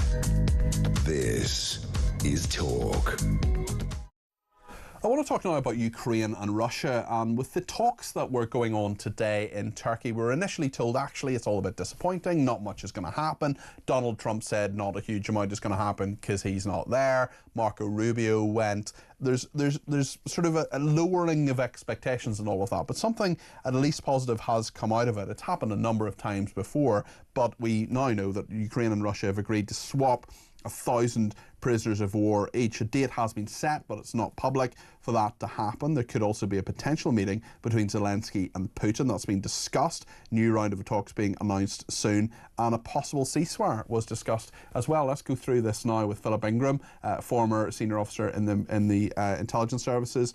Philip, really interesting to see the 1,000 prisoners of war. Is that something you would have expected to come out of this? Because the number of bits of sort of lowering expectations. There are an awful lot of that within the last 24 hours. This won't really be that significant, we were told. How significant is this? It's significant in two ways. One, that we've got the Russians and the Ukrainians sitting down talking to each other, and two, they've managed to agree on something. Now, prisoner swaps it's been something that's been done on a number of occasions beforehand, usually brokered by the UAE and Turkey. And Turkey will have a hand in this as well. The significant bit here is the number of 1,000. And what it allows both sides to do is to go away and say they have achieved something. You know, the Ukrainian team were empowered to make decisions. The Russian team, looking at the level that they were at, I suspect were not empowered to make decisions. And the American team was very strong indeed, given the weak Russian side that had come in. Yes, it's very interesting, and I wonder whether this would have been discussed before in terms of the 1,000 prisoners of war, because we know these are the first talks really for 3 years between the two sides. And I wonder as well, your sense of this, how much is this actually Ukraine having agency here, and how much of this is the Americans sort of taking over the negotiations essentially? Well, on the prisoner swap side, I think it was probably the Turks. It was probably President Erdogan, because he's been involved in negotiating all of this beforehand. And remember, back in the early days of the war, we had the Azov steel situation where there was lots of Ukrainians holding out in the Azov steel works, and it took the Russians weeks and months to get them out, and a lot of them were taken prisoner. Some of the senior commanders of those were released, but were released to Turkey on the proviso that Turkey would keep them until the end of the war and not give them back to Ukraine. Turkey's given them back to Ukraine since then, but this is something it's not unusual, but it allows a positive outcome from the talks, albeit a very, very small positive outcome. What about the rules of other people in Tyrannus, Starmer, Tusk and others? They were speaking to Trump as well. How important has the international community and especially the Western European nations been in all of this?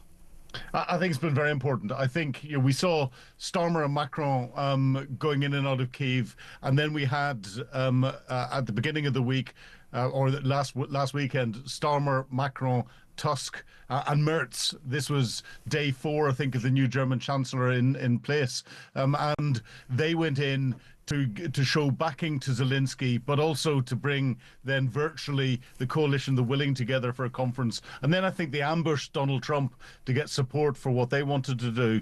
And all of this enabled Zelensky to ambush Putin, because Putin had asked for a 72-hour ceasefire over the May Day parade weekend. Zelensky had then said, no, let's make this a minimum of 30 days before more permanent talks. Putin's response back was, no, let's sit down and have no ceasefires, but let's sit down and have a talk face-to-face in Turkey. And then Zelensky went, yes, okay, mate, let's do it. He didn't quite call him mate, but he said, let's do it. And then Putin didn't turn up for the talks that he had called. Yes. Putin has been ambushed, and he's embarrassed Trump.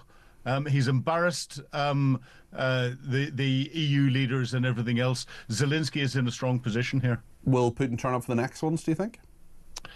It all depends on the pressure that Trump puts on him. We had Trump leaving leaving the Middle East yesterday, and on Air Force One he turned around and said to the press pack that was in there with him, Putin was never going to turn up unless I was going to turn up. So I'm going to need to get involved to make this happen. Let's see what he does.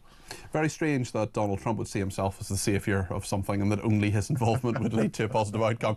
Thank you very much indeed, Philip Ingram there, former senior military intelligence officer there. Appreciate you joining us. Lots of people getting in touch, including Lynn in Portsmouth, who says, hi Peter, Keir Starmer doesn't need to find a country to take immigrants, he's found one, England. Why will Starmer's plan work when the Rwanda plan was stopped by human rights lawyers? We need to come out of the ECHR, says this person. Debbie says Starmer is talking to other countries to have our immigrants. Most of them have already travelled through these countries, so why would they want them back? Starmer is just a power-hungry puppet for Blair. Paul says two-tier could have, not even two-tier care, just two-tier could have used Rwanda for his plan. We already had agreements and paid for buildings, but he's threw all that money away by cancelling it. Phil in Portsmouth says the only legitimate asylum seeker is someone who presents their passport and relative papers. Anyone else should just be gone. And Sean says Starmer would only reduce immigration by about 100,000 at best. We need net zero migration for at least a decade now, says Sean in Bridlington. I don't know if that's possible, Sean, to be brutally honest.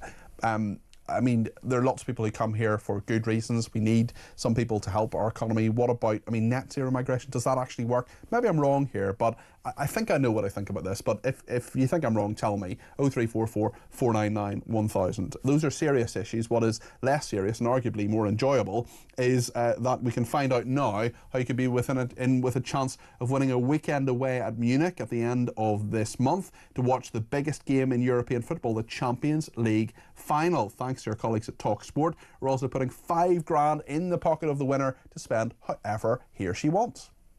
Win a once-in-a-lifetime trip to watch the Champions League final live. Go to talksport.com/win for your chance to embark on the ultimate odyssey of football ecstasy. With 2 tickets to the Champions League final live at the iconic Munich Football Arena, Germany, including flights, accommodation, and an uber-massive $5,000 in your hand. How about that? Enter online now at talksport.com/win. Terms and conditions apply. Achtung, baby.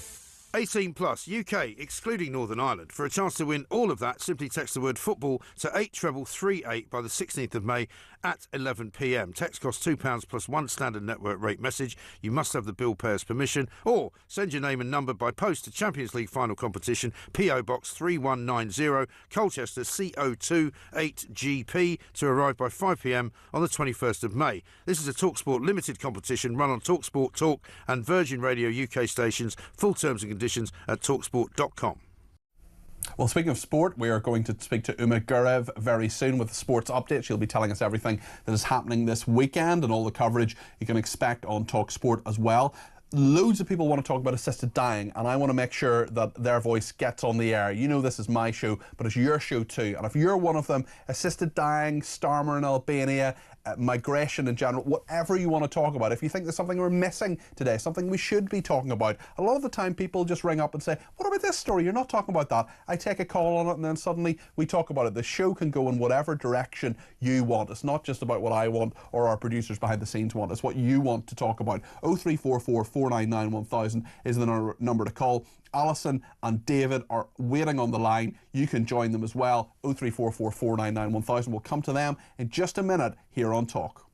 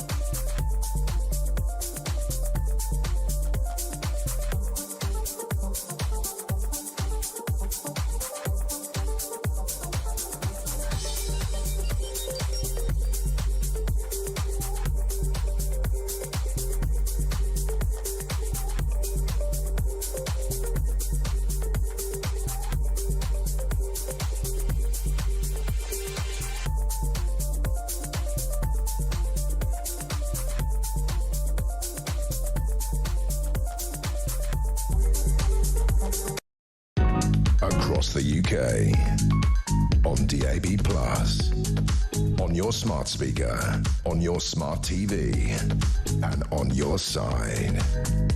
This is Talk. Well, thank you everyone who has been in touch, including Alison in Buckinghamshire. Alison's given me a ring on 0344 499 1000. Alison, I think you support assisted dying in certain circumstances. Tell us your reasons for why you've come to that conclusion. Hello, Alison? Hello. Hi, go ahead, Alison. Yeah, sorry. I'm in favour of assisted dying because my mum had motor neurons disease, and she wanted the Liverpool pathway when she was in hospital, and I strongly feel that it should only be critical for people where there is no cure, where they're just going to live it out. And they're going to suffer, but there is nothing that can be done. Because when a member of your family is dying, like my mum was, you don't want to remember him like that. Yeah. And it's actually cruel. It's a cruel thing that happens, that often their final days are sort of, the impression that is there so much because they suffered so much. I'm so sorry to hear that about your mother. What would you have done if would you have consulted her? Was she in a position to make a decision herself? Because this legislation says that the person themselves has to make the decision. It can't be anybody else. Yeah, and I agree with that. I totally agree. I don't think it should be a member of the family or anyone else. It was like when my mum said she wanted to go, the consultant said to me, I need to hear it from her. Yeah. And I think, it was awful. And if you don't mind me asking, sorry, I know this is a sensitive topic, Alison, and I'll try to be reasonable in my questions, but how long was it after your mum said, "Do you know what, I'd like to go," that she actually died? She was near the end. Yeah. She was near the end. People that aren't, like, she never considered it, she had it for 7 years.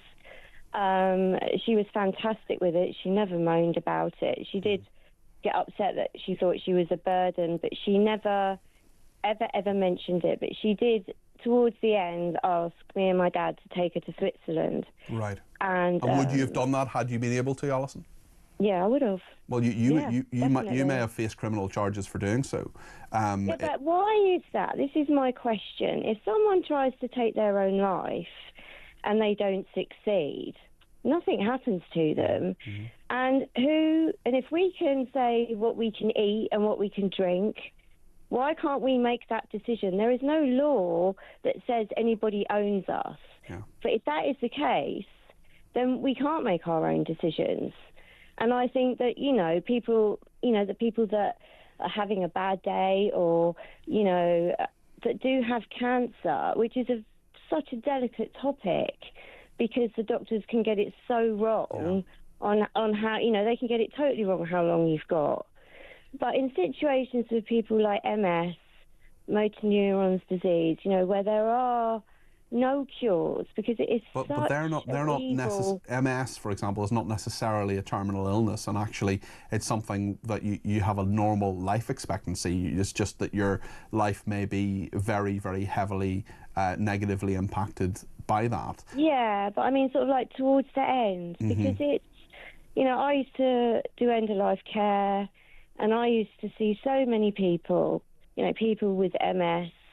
My mum, unfortunately, everything she was eating and drinking went straight to her lungs. Yeah. So, that's... Must have been very, very hard to see, Alison. You're clearly a very thoughtful, compassionate, kind person, but a lot of people worry about people who aren't, who worry about people who have maybe one eye on the inheritance, putting people under pressure. You've got to trust sort of whose hands it's in. Because they are the top person that is going to agree for it to be done. And it's that person you've got to trust. But at the same time, I think we should be able to make that decision when we know there is no light at the end of the tunnel, where we know that, my mum, I can't tell you, it was so cruel. They say, I know we put animals down, but they sort of say, oh, it's an animal, but it's still alive. Yeah. Just because they can't talk to you, that's the only difference. And do you know what, Alison, two of my best friends growing up, their mothers both died of terminal cancer, and both of them, when I've had this conversation with them, without hesitation, without any thought, well, lots of thought, of course, at the time, but just immediately they say assisted dying for it. Yeah, absolutely. Because it's something that can be so cruel. Alison, thanks for talking to me. I really appreciate that. Really interesting talking to you. And David's in West Yorkshire. He's our next caller. He's given me a ring on 0344 499 1000. David, what do you make of this? Hello, Peter. Hi there. Thank you for letting me on your show. I have two case studies here which are relevant to my family. My father had a very severe stroke in 2000. In 2000. Mm-hmm. It didn't kill him. It didn't impair his mental capabilities, but he was very disabled. He ended up in care for 18 years before he died. Okay. 18 years of tragic life. Dreadful for him and, of course, dreadful for the family. Yes. We were so relieved when he passed away. In fact, I was happy that he passed away peacefully. Mm-hmm. All he ever wanted to do was die during those 18 years, and he didn't have... there was no way he could. Yeah. Because he wouldn't be allowed to, would he? Yeah, right. Of course. And if you had helped him, you could have got into serious trouble as well. Yeah. Of course. Yeah. Now, listen to this then. Mm-hmm. My mother, who died last December after a short illness, was in our local hospital in the geriatric ward, and it was obvious she was deteriorating. She was put into a side ward, and the consultant came to see me with another doctor, and we discussed it. And he said, it's obvious, David, that your mother isn't responding to treatment. The best thing to do, with your agreement, David, is to put her on an end-of-life pathway. That's assisted dying, Peter. Mm. And a lot of people feel that way about my permission. Yeah, the Liverpool pathway is something that a lot of people are familiar with now. Yeah, what's the difference then? I don't know. I don't know what Neither it is. do I. Yeah. It wasn't. He didn't say, "Oh, you're going to get into trouble if you say yes." I know I discussed this with my mother, and I had a living will, but I said yes, please, and she died, and they hooked her up to what's called a syringe driver, mm-hmm. which is a syringe that measures a certain amount of morphine and another drug. I forget what it is now, but it gave her increased doses over a certain period of time. On December the 14th in the evening, she died with me by her side. No pain. And she just slept away. Was that the right thing? You were as happy as you can be in those circumstances yes, with that? Yes, I was. Yeah. I was. Okay. And that's what I want to do. Mm-hmm. I'm 70 this year, mm-hmm. and you know what I think about? What on earth's going to happen to me when I get ill? Yeah. Given my experience with my father in the care home, I have no wish to do that in any way, shape, or form. I have a living will with my sons to say, do not resuscitate me if needs be. But if I'm ill and I'm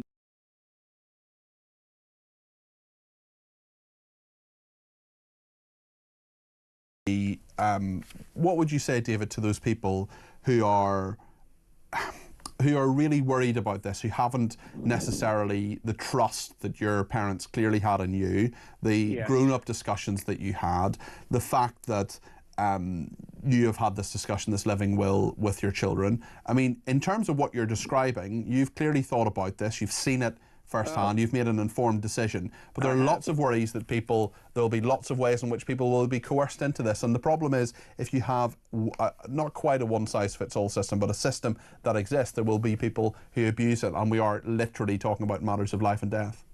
Yeah, I don't know what to say to them. It's an individual choice, and I don't think many families are going to deliberately have their parents killed, are they? But some will. Some will see this as, one eye will be on the inheritance. There will be older people as well, not in a sinister way, but there will be older people who will say, I don't want to be a burden. I don't want to, all my money to be used up in care home fees. There will be people who feel under pressure.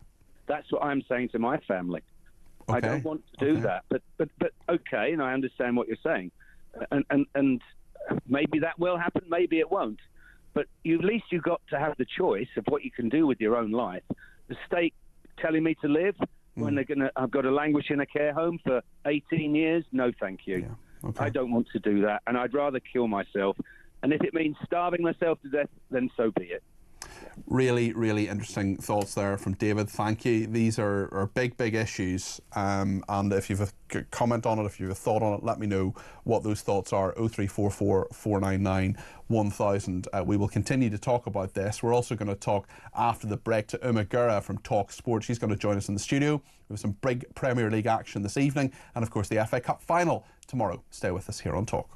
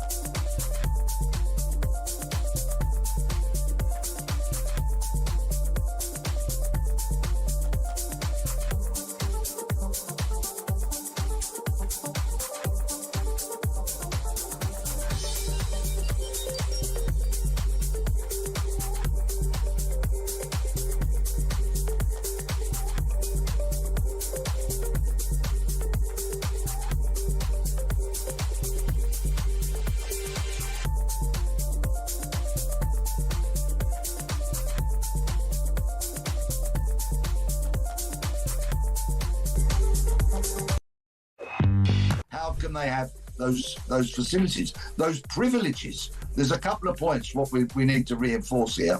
Our prison staff need greater protection. They need stab vests, they need tasers, a bare minimum. And I might sound flippant, but when it comes to guarding Hashim Abedi, his brother, and Ruda Bakana, as far as I'm concerned, you can give the prison staff an AK-47.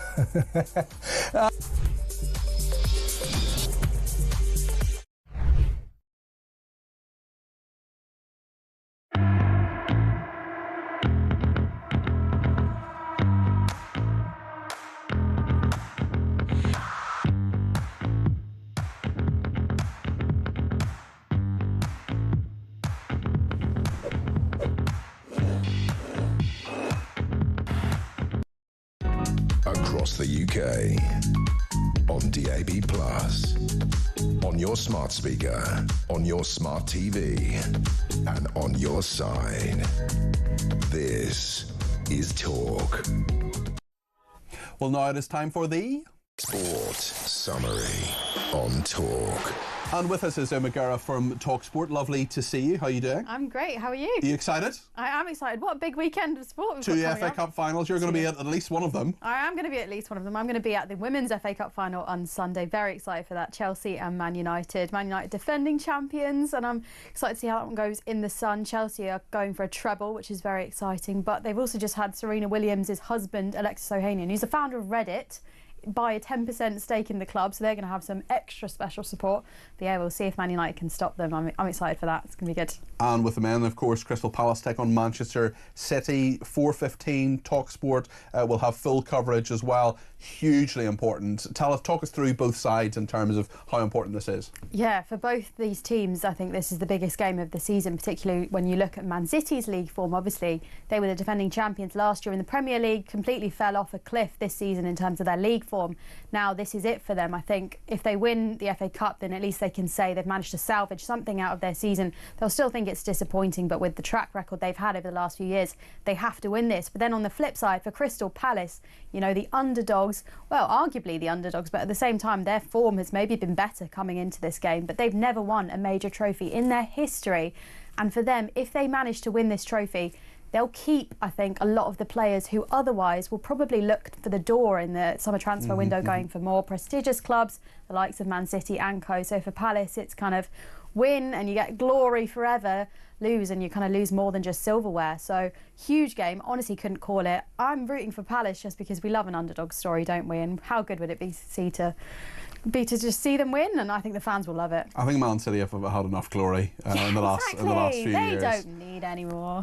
Also in Manchester United playing Chelsea tonight in the Premier League. The season's of course nearly over, but there are a couple of different matches still to be played. Aston Villa and Tottenham. Just tell us your thoughts on both of those. Yeah, obviously the title's been wrapped up in the Premier League. Liverpool have won that, but the big battle is for the Champions League places. We know that there's going to be lots of spaces available, but a couple of teams are going to miss out. And Liverpool how many teams qualify for the Champions League? So normally it's less than it currently is, but there's actually 5 spaces based on league form. The 6 will go into the Conference League. 1 out of Tottenham and Man United are going to qualify for the Champions League through the Europa League, because whoever wins that final will go in. So there's going to be 6 English teams in the Champions League next year, which is amazing. Can you really call yourself a champion if you've come like 4th in the league? Isn't it? Or 16th and 17th if you're Manchester United or Tottenham, which is remarkable to think that, you know, Tottenham, 1 spot off relegation at the moment, could be in the Champions League among the European elites. A lot of people saying just devalues the Champions League as a competition. This isn't about the elites. You know, think back to the days when it used to be the top 1, maybe 2 teams from the Premier League in there. And it's quite very different competition. Yeah. Speaking of elites, Rory McIlroy, how's it getting on the PGA? Yeah, you know, after he won that Masters earlier this year, I think everyone thought, wow, this is his year. He's going to really come out and do something special. Doesn't really seem that way now. It's not gone great on the first day. He tees off in about an hour on the second day at Quail Hollow. But yeah, at the moment, he's about 92nd in the rankings. He's 3 over par. Not doing great. But to be fair to him, he did say before he went into this, you know, look, I've achieved everything that I wanted to achieve in my career now. I'm not putting any pressure on myself whatsoever. I just want to enjoy my childhood dreams having come true. But yeah, Jonathan Vegas at the moment leading out in Quail Hollow. We'll see. Maybe Rory McIlroy will have a remarkable turnaround. But yeah, he's about He's about 12 shots off the lead at the moment, so yeah, lots of work to do. A lot of ground to make up. Quail Hollow's in Charlotte in North Carolina, isn't it? I've been there. It's a beautiful. I mean, North Carolina in general, I think is just an absolutely fascinating state for lots of different reasons. But it is really beautiful. So at least you can enjoy the surroundings, if not necessarily the glory. I think I was thinking that I should go into golf. It's gorgeous whenever you see the shots on TV. Lovely golf courses, and as many people say, golf is a good way to interrupt a perfectly good walk. Exactly. You've never heard that before? No, I love that. There you go. Uma, thank you very much indeed. That's Uma Gurev from talkSPORT. Appreciate that. That is your sport update today on Friday. We'll go back to talking about Keir Starmer now, because Claire from The Whirl has given me a ring on 0344 499 1000. Claire, you're very welcome to the programme. What would you like to say? Hello, Peter. Good to talk.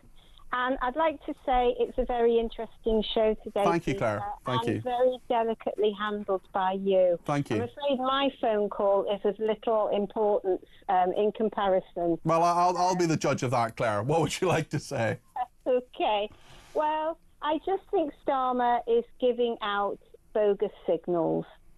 He's not serious really about stopping the migration, but he knows he's seriously in trouble after the council elections. This is all about reform, isn't it? It's just the big. I said it when I was chatting to Julia on Monday after that press conference. The big grey animal in the middle of Downing Street, the elephant in the room here is Reform UK. Yeah. I mean, Starmer talks the talk, but he doesn't walk the walk. He's very insincere. And even the smashing the gangs, that was just, smoke and mirrors, really. It was a soundbite. Do you not think he has a plan, Claire? He's announced an awful lot of things this week. He's talked about, really, for the last sort of 6 days or so, him and Yvette Cooper. Do you not think there's anything that's positive about what he's talking about? Do you not think he's taking it seriously in any way? No, he's not taking the stopping the migrants seriously. I mean, he's gone to the EU. He's letting, I know it's not migrants, but it's still letting more people in from the EU. He's bringing in people from India. And I think really, I mean, they always go on about, the ECHR, but you can actually ignore it. A lot of countries just ignore it and they have to pay a fine. So, we can ignore, and in fact, if we paid a fine for the, Starmer, the human rights lawyer, isn't gonna ignore the ECHR, though, is he? He was asked point blank at that press conference, Claire, as well. He said, are you going to derogate? Are you going to come away from some of the different provisions of it? He said, absolutely not. So to me, that scuppers a lot of what he wants to do. No, but he doesn't want to do it anyway because he's on a crusade, I'm afraid. I mean, this is the Labour Party crusade. Yeah. Is that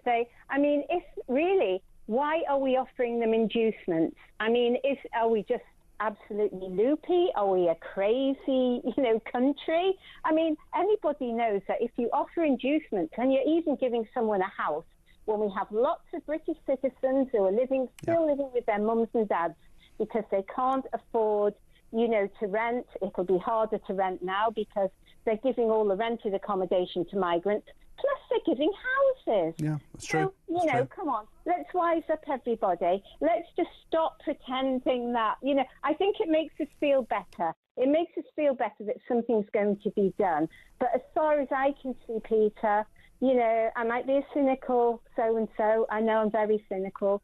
But it's made me cynical. And I don't believe a word of what he's doing. He's just looking like he's Action Man, Claire, I have a little mantra in life, and it is just because you're cynical doesn't necessarily mean you're wrong. Claire, we chat every now and again, and I know you don't mind me asking this question to you. How's your health at the moment? How are things going? It's okay. Good. Thank you, Peter. Thank you for asking. I've got an appointment next week, my first neurology appointment. So so it's kind of, it's been a bit of a slow, job really. Okay, well, all the very best for that, Claire. I'll be thinking about you, and maybe you'll let us know how you get on. I will. Thank you very much, Peter. Good to talk to you, Claire. A great show. And also, Peter, before you go, I wanted to say to you that I think, because you're open, I know that you have a mental health problem. Yes. And I think that's so good that you are open about it. Thank you. And you're talking openly about it, and it just helps us all. If that's really kind, Claire. Thank you. problems. Thank you for your thoughts. I really appreciate that. Yeah, listen, it's important just to be open about these things and to say, yeah, you can have a totally functional life. You can get on well. I have a brilliant psychiatrist. I've taken pills for about the past 12 or 13 years, reviewed on a very regular basis, and most of the time, vast majority of the time, things are absolutely fine, and I gain a lot of strength from my colleagues as well, who are often very sparky and interesting people who I draw a lot of energy and thanks for. And not just the people on air, the people behind the scenes as well, who are very good and very supportive. Chris is in Epsom. Chris, I think you want to talk about President Macron and this Albanian embarrassment for Keir Starmer. What do you think, Chris? Well, it's been a history, Peter. Good afternoon, by the way. Good afternoon. Edi Rama, Albanian president, he's been there since 2013. He was re-elected only this Monday for a new term. Yeah. Now, Macron wants Starmer weakened so that he can negotiate a better deal for Europe, because everybody knows Starmer's trying to realign. Yeah, well, he's having this big discussion, this big announcement on Monday with the EU. This reset, isn't he? Yeah, but so now, Albania should have acceded to the EU not last January before. Now, under the EU Commission rules at the moment, I think they may have changed now, but it used to be they have to be unanimous. And everybody voted yes for the accession, except Macron, who vetoed it. So Albania wasn't allowed to come into the EU. So I think, and this is the prediction, the next vote on accession for Albania comes in either June or September, according to the Commission. So what's behind all this, do you think? What do you think the reasons for all of this are? Macron keeps Starmer running around in circles, making him look weak, so that when he comes to the table, he's going to be weak. Rama doesn't like left wing anyway. He's a right centrist, and I think Macron's sold him his next vote. I think that's a very, very interesting theory, Chris. We've got to see how all that works out, but very, very interesting. And as I said to Claire in the World there, just because you're cynical doesn't necessarily mean you're wrong. Mark's in Bolton. Mark, what do you think of Starmer? Not much, Peter, to be honest. Not one bit. I've never seen anybody like him. He has no charisma whatsoever. He does have a plan for immigration, though. I mean, he's laid out all these different plans this week. He's going to do nothing about immigration. You could see how uncomfortable he was talking about it. He's taken a lot of heat for it. People are saying he's like Enoch Powell. He said things, a lot of people in his party not happy about it. He's clearly under pressure here, Mark. And as I said to a caller a minute ago, I think it's Reform UK is the elephant in the room here. Oh, definitely. That's the only reason that he's been coming out every day this week, coming out with all different things, because basically, I don't understand it. He's just to me, he's just a lawyer that's got into power. He will not get re-elected in four years' time, and he'll just disappear into his multi-million-pound bubble where he lives and works with and wines and dines. Do you feel he has any connection to you at all, Mark? Because nothing. He has nothing. Is there any politician you feel connects to you in any way at the moment or previously? I do like Nigel Farage. He's got. I can imagine going for a pint with him. Yeah.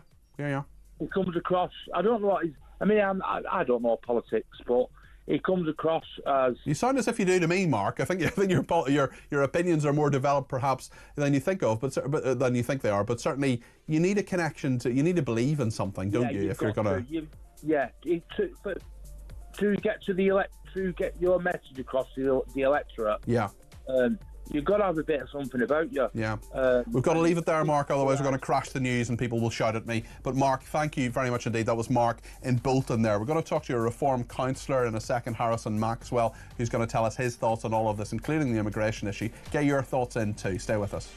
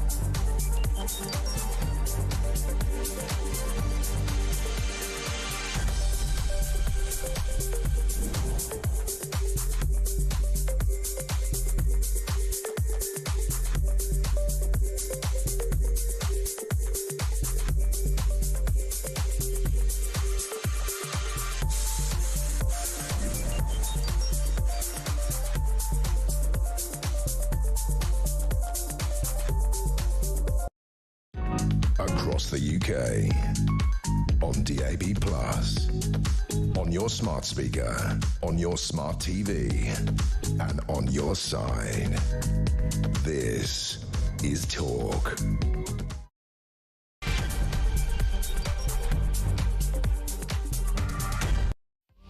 Good evening, this is Talk. I'm Peter Cardwell. Thank you so much for your company. I'm here now for the next hour and indeed tomorrow and Sunday from 10. I hope you'll join me for those shows as well. But plenty to talk about in the next 57 minutes. We're speaking to Harrison Maxwell in a second. He's one of the newly elected councillors for Reform UK. About 600 of them have done very, very well, of course, in the last couple of weeks. What's his reaction to Keir Starmer, the Albanian humiliation, the Channel small boat migrants not checked against the police database, according to a report? We'll also talk this hour about Gary Lineker. Should he just resign and get it over with? He retweeted something which compared Jews to rats, a well-known anti-Semitic trope. We'll also find out what's in the Sun newspaper tomorrow from their news editor and talk about the Sunday Times rich list. I can confirm I am not on it. Lots of people getting in touch, including about assisted dying as well. And indeed, one person says Labour likes assisted dying as it means they will get the inheritance tax theft earlier, says this person. Lots of cynicism around today, but maybe we're right to be cynical.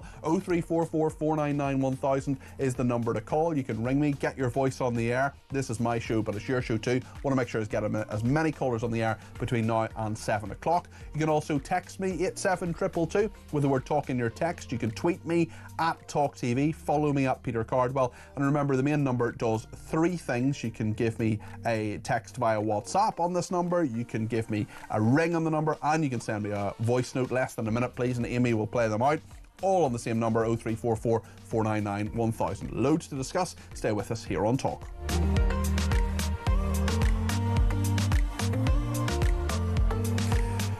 So as I say, I'll be here till 7, then Kevin O'Sullivan will be here between 7 and 9. We'll have a bit of a chat with him before the news to find out what's coming up on his programme. And he's 7 and 9 in this studio, and then 9 and 10 is his programme What Just Happened. Tomorrow I'm on from 10, Sunday I'm on from 10, and then for the next 2 weeks I'm in on Drive for Jeremy Kyle. He is recharging his batteries, and I am. I mean, you know, not everybody can be John and Paul. I'm very happy to be the Ringo of the situation. Right then, speaking of people who should let it be on immigration, or indeed should find a way forward, we know that Keir Starmer has been in Albania. He's had a bit of a humiliation in the last few days. Let's just remind ourselves of that awkward press conference with the Prime Minister of Albania. He was just re-elected on a Monday, as one of our callers reminded us there. And Keir Starmer went out. We were told Albania was going to be part of this whole scheme, this return hubs. We were going to solve migration. Keir Starmer's been talking about it all week. Clearly some sort of cock-up. This is what happened in Albania. Yes, we are in talks with a number of countries about return hubs, and I see them as a really important innovation, and that is consistent with the work that we've done in relation to UK Albania reduction in numbers. I have been very clear since day one when we started this process with Italy that this was a one-off with Italy. A one-off with Italy, and wasn't going to be repeated. Well, Harrison Maxwell is with us. He's one of the newly elected Reform UK councillors. He's a Kent County councillor for Sheppey for Reform UK. Harrison, first of all, congratulations to you and your colleagues for that victory in the local elections. Thank you. First of all, what do you make of what's happened in Albania, and indeed the immigration policies of Keir Starmer this week? Many people will say, look, he's got the message from your voters. He's someone who actually is saying we've got to act on this, and he does have a plan. Well, I think actually it's pretty embarrassing what's happened over in Albania. You know, once again, Keir Starmer has embarrassed Great Britain on the international stage, and actually it's quite clear, and it has been for people like myself for a very long time, Keir Starmer has zero intention of handling or smashing the gangs. You know, illegal immigration is simply out of control. There's no political will whatsoever, and this just about he's showing political will, is he not? He's got a plan. He's talked about it this week. He says he's going to say that people who come to this country legally have got to speak English to a higher degree. Their dependents have to do so as well. They've got to earn more money. We're going to limit certain categories. He has a plan. Well, no, if he really wanted to smash the gangs, he would leave ECHR, which is the only really way that we can handle this. And he's confirmed at a press conference recently that is simply not the case. He's a human rights lawyer by blood, and it's a shame, really, because we have absolutely no legal routes or avenues of stopping these people coming into our country and stopping this invasion simply at our shores. So, no, there is no political will, and all this rhetoric about smashing the gangs and trying to have policies to stop the boats is all happening because Reform UK, we're topping the polls today. If you look at a Find Out Now poll, we're on 33%. Peter, they're terrified. They're terrified of our rise and our success. Even in the local elections, it's the first time in modern British political history that a party, other than the Conservatives or the Labour Party, have won both the most amount of councillors and the national share of the vote. This is all a response to reform. If we weren't here, he simply wouldn't be saying this. You certainly did very well in the election, not taking a single thing away from you, but you still only have 5 MPs in Parliament. How can you effectively oppose? And is Nigel Farage actually right to say you're the real opposition when, you know, the Conservatives have 22 MPs for every 1 MP that you have? They also had 14 years to deliver real change in Britain, and they didn't. That's why they got hammered at the polls. And yes, you're right in saying we have 5 MPs, but our most recent MP, she won the 16th safest seat in the country for Labour. That's got to say something out there. There's something momentous, huge is happening in this country, where in Labour they are just so unpopular. That's probably why Keir Starmer didn't even go bother campaigning Runcorn, because maybe if he turned up, we would have won by 600 votes, not 6. You know, we are the opposition. These conversations are only being had because of Nigel Farage and because of Reform UK. And we're just seeing a political establishment in complete shock. They're terrified, they're frightened. We're on the up, and this is just the very beginning. Where do you stand on assisted dying? My own personal view is I'm not in favour of it. That's my own view. I'm not saying that's a party representative view. Our MPs are voting differently, and I think that's quite healthy for a political party. But it's just a view I've always held since I've been, involved in, looking at, social affairs and cultural opinions. So I'm personally against it, but I do understand it's a very complex issue. People have got very strong and passionate views on both sides of the argument, and I think it's a very important debate that needs to be had very rigorously and very seriously. We're going to talk a little bit later on about Gary Lineker and whether he should resign from the BBC. I wonder what your thoughts are on that, Harrison. Well, I think he should. I mean, the BBC, I'm no fan of the BBC. I think that's going to be quite clear as a Reform UK councillor. But looking at it, his comments are completely and utterly disgusting. Things he's been sharing on his Instagram, from my understanding. So no, he's right to go, and the BBC should make it very clear that it will be impartial in these matters, which we know has been the case, and its reporting on things that are going on in the Middle East has been far from impartial. Harrison, thank you for that. That's Harrison Maxwell there. He's a Kent County Councillor for Sheppey for Reform UK. I wonder what you think of what he had to say there. 0344 499 1000. There are quite a few people getting in touch on immigration and indeed on assisted dying. Just on immigration, Anne's been in touch from Sussex. 0344 499 1000. Anne, what would you like to say? Well, I can't be the only one who's had enough of all of this. A few years back, I had my 3rd baby, and I had my 4th baby, and the dentist said, "Aren't you ashamed of bringing a child into the world?" So in this country, we have put that kind of pressure on people not to have children. We've made it very difficult for young couples to get a home or to have one child sometimes, let alone 2 or 3. And we've made children really hard work. And are we surprised that so many are suffering with depression and mental health? And what makes me so angry, I have a son who's worked so hard, and he's very ill at the moment, in the tiniest house in Surrey. And he can't afford to move to a bigger house. He has 5 children, so they'll be good for the nation in the future, paying tax, because houses are so expensive. There's no way he can move from the house he has. But there's no room for anyone to move in it. So what we've done, we haven't followed Europe. We've built rubbish houses. We've built in not the best childcare system. Mm-hmm. In Holland, they used to be able to have, one parent could have 5 years off. So they understood that looking after young children was a priority and essential for a healthy nation. And they built quality houses. Mm. And we need to build so many more of them, don't we, Anne? There's just a lot that needs to be done to deal with the people who are in this country already, never mind someone who might come here. But you will not be a priority, and especially in our big cities. Well, Labour say they want to build 1.5 million homes by the end of this Parliament. Do you believe them? It's not going to happen. It's taken us 25 years to start the housing that we needed around Burgess Hill in mid-Sussex. We planned it, we got the Homes England in. It took a long time. Planning doesn't just happen overnight. But my big concern is that when local authorities built the housing, we built quality housing. People could get a home, and if you were a teacher or a nurse or a doctor, you could move. We can't always get the doctors and teachers and nurses in the south because they can't afford to move here.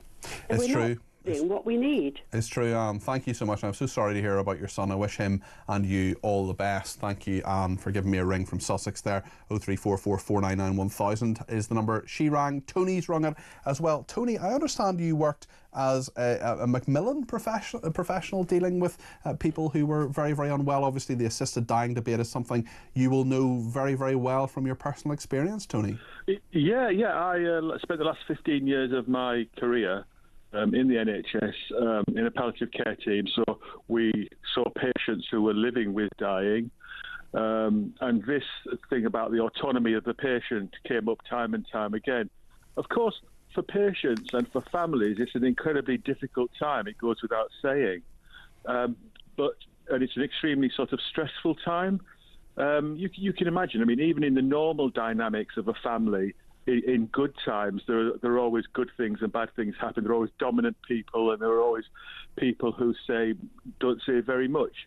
And of course, when something like, people are faced with one of their family members dying, lots of things become exacerbated. Yeah. And families become very... Well, emotions are running high for lots and lots of different reasons. There are so many different things to deal with, aren't there? That's right. And people can change their mind or think it's a good thing. So, for instance, I'll give you a for instance. So, there is a time when someone's approaching towards the end of life. They're asked about where it is they would like to end their life, and some people say, "I'd like to go into hospice," and some people say, "I'd like to go into stay at home." Yep. The vast majority of people say, "I'd like to stay at home." But that can then spin on a dime, and we would have admitted those patients very, very quickly into one of our hospice beds, because they become worried about how they're going to cope or the family's going to cope at home. Similarly, they can make a decision early on to be in hospital and all of a sudden want to go out and end their days at home, as it were. It's a very fluid and very difficult situation. So where do you stand on this, Tony? Because you've had so much experience of this. You've seen this far more than so many other people have. There are loads of people, and I want to ask you in a second about palliative care in general, and people are saying, my worry, I have lots of worries about assisted dying, to be honest, Tony, but one of them is that this is just one bit of the system. This is just a part of it, when actually there's so many more debates to be had about care, about palliative care, about how we deal with the elderly, about social care, all of those issues. And this is just part of it. It's the big emotive issue that everyone has an opinion on it. But I'm fascinated to hear, having seen what you've seen, having gone through what you've gone through, and I know there I've personal experience of people who've done the job you've done, and they're fantastic people. What do you think? What conclusion have you come to, Tony? Well, of course, the autonomy for the patient is always paramount. What they want and how they want that to happen is always paramount. And that would be what our team would try and facilitate every time. On the one hand of this debate, I say what we need is better care, more professionals, obviously, to make sure that no one's left out of that care. But on the other side of this coin, there is this whole issue about families, about stress, about who's saying what, about who's pressuring who, about who's beginning to panic, and this sort of thing.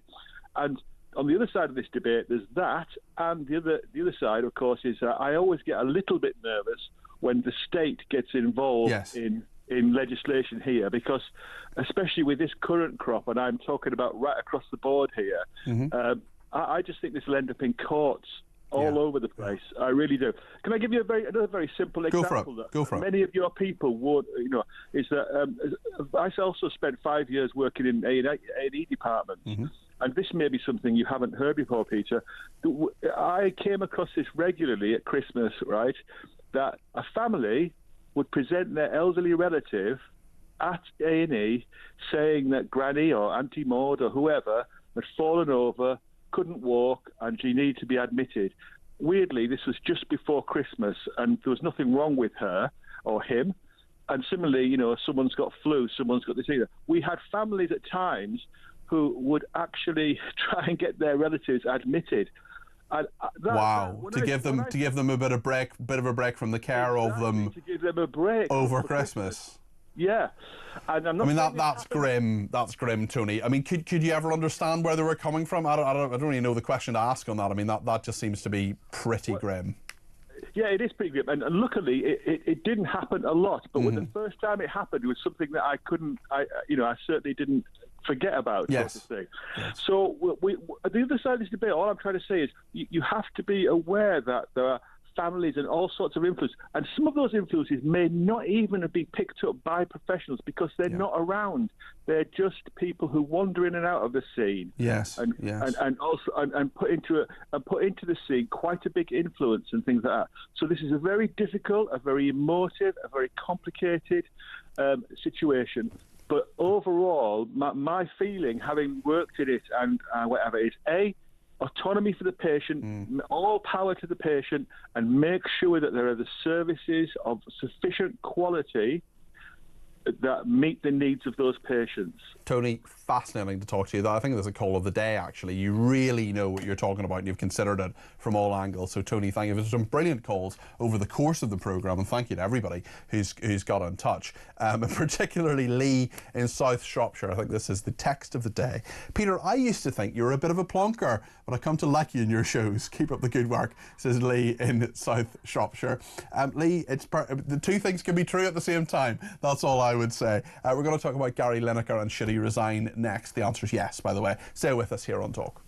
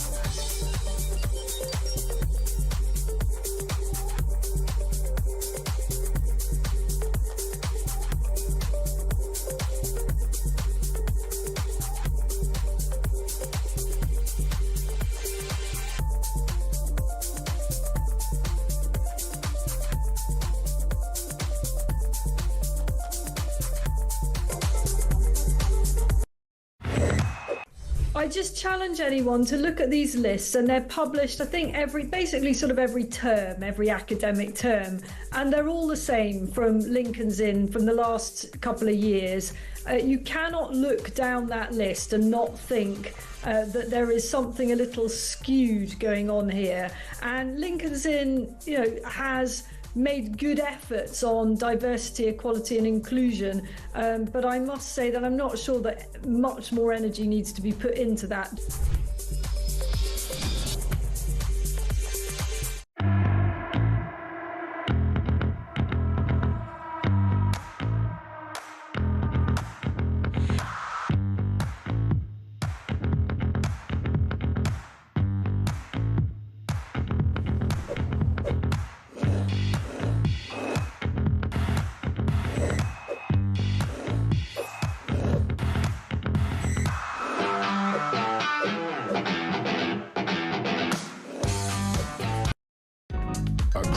UK. On DAB+, on your smart speaker, on your smart TV, and on your side. This is Talk. Now then, Gary Lineker is in hot water again because he retweeted the image of a rat in reference to Jewish people, clearly an anti-Semitic trope. He says he didn't mean to, it doesn't represent his views, blah, blah, blah. He's apologised. He's done many, many things that are critical of Jewish people and Israel previously on social media. He's done many things on social media that in general that have been incredibly criticised by many people. He's probably the BBC's most controversial employee. And having worked for the BBC myself previously for about 3 years, the whole thing was stay impartial, don't say anything. Especially I worked in Northern Ireland as well for some of that time, for about a year of that time. And of course, obviously, you can't upset people there or show your true colours at all. I remember one of my first bosses at the BBC saying, Twitter was just kind of emerging at the time, and he said, don't put anything on Twitter that you wouldn't put, that you wouldn't say. So this Gary Lineker controversy is fascinating. He's apologised for sharing the Zionism post with a rat image, and the BBC, of course, has covered this. And in a classic move, their headline is, Lineker apologises for sharing offensive, in inverted commas, Zionism post with rat image. I can tell you that it is offensive. Many people have taken offence from it. I have taken offence from it. It is offensive. You don't need to put it in those inverted commas, BBC. Gary Lineker has apologised unreservedly after being criticised for sharing a social media post about Zionism that included an illustration of a rat. On Instagram, I reposted material which I've since learned contained offensive references, he said in a statement. I very much regret these references. I would never knowingly share anything anti-Semitic, says Gary Lineker. It goes against everything I believe in. The Match of the Day presenter says he deleted the post as soon as I became aware of the issue. And the rat has historically, of course, been used as an anti-Semitic insult, referring to language used by Nazi Germany to characterise Jews. How did Gary Lineker not know this? This is a basic thing that many, many people know. He says, whilst I strongly believe in the importance of speaking out on humanitarian issues, including the tragedy unfolding in Gaza, I also know that how we do so matters. I took full responsibility for this mistake. That image does not reflect my views. It was an error on my part, for which I apologise unreservedly. Well, there is a bit of reservation there, actually, because you're talking about Gaza there, and yeah, there is a tragedy unfolding in Gaza. There's absolutely no doubt about that. There are many, many innocent civilians and people who have nothing to do with Hamas who are being targeted and are dying because of what Israel is doing. There's no doubt about that, and Netanyahu's under a lot of pressure. But the fact is, straightforwardly, that this is a really, really straightforward image. The group Palestine Lobby said Zionism explained in 2 minutes, featuring a rat. Well, Sally Jones is a journalist and former BBC sports presenter. Sally, this is so straightforward, isn't it? I think it is. It would have taken him 20 seconds to look at that content and see that I'm sure he was aware. I don't think for a moment that somebody as self-aware and clued up as Gary Lineker really posted something without having a good look at what he was actually saying. He knows he's been in hot water long enough, and I think he's just actually taking great delight in baiting the BBC and basically taking the mick. I think he's D-mob happy. He's made so many millions he can't count them from the Goalhanger podcast. And also, he doesn't have to worry about where his next up and Satan is coming from. And he's leaving anyway, and he's got this. Exploiting the BBC. Well, he's got this huge company. It makes an awful lot of money. He's a very good sports presenter. He's not a very good political commentator or person on Twitter. And Sally, you know, and I know, as former BBC employers ourselves, that is drummed into you from day one, or should be, maybe it isn't anymore. I haven't worked for them for over 10 years. Be impartial. Don't show your true colours. Don't show your opinions, because that's the point of the BBC. It is meant to be an impartial news service.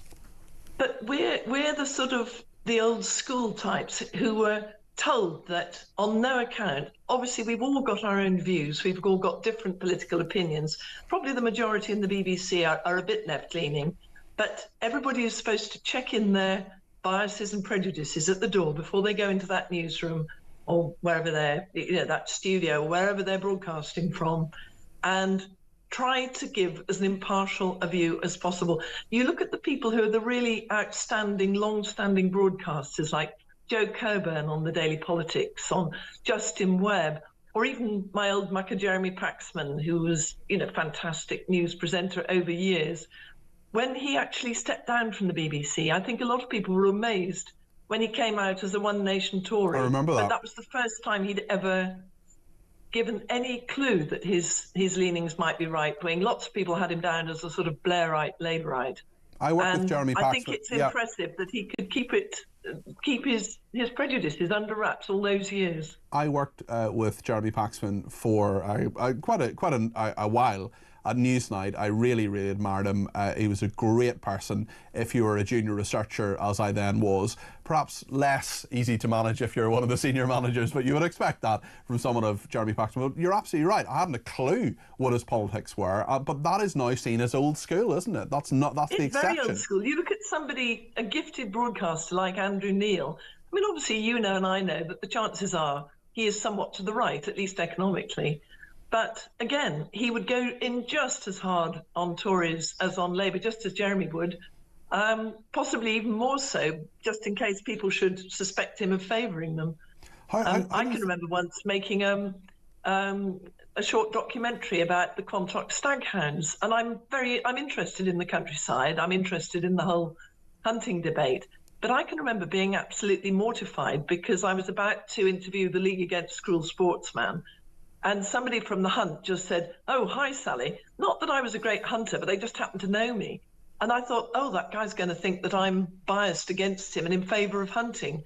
And on that particular documentary, I wasn't allowed to. I wasn't trying to be impartial. I was trying desperately to be impartial. The last thing I wanted was for any of my opinions either way to show. And on something as emotive as Gaza, you wonder that Lineker can be quite so cloth-eared. Yes, and the BBC being cloth-eared as well. Why doesn't Tim Davie just sack him? Sorry, what did you say? Why doesn't Tim Davie, the Director General of the BBC, just sack him, do you think? Well, I think one problem is that he's already on his way out, but they're letting him do it on his terms. Also, when he was previously temporarily banned for comparing the UK's migrant policy towards the sort of ideas that would have been rife in Hitler's Germany, which again, I mean, most people thought was absolutely shocking. Quite a roster of fairly big name sports presenters, because they didn't want to be frozen out by the rest of the gang. They rather lined up behind him and said, well, if you're not going to let Gary Lineker front Match of the Day tonight, I'm not going to front it either. Yeah. They'd have been left with the sound man doing it probably if they had actually sacked him then and there. Yeah, indeed.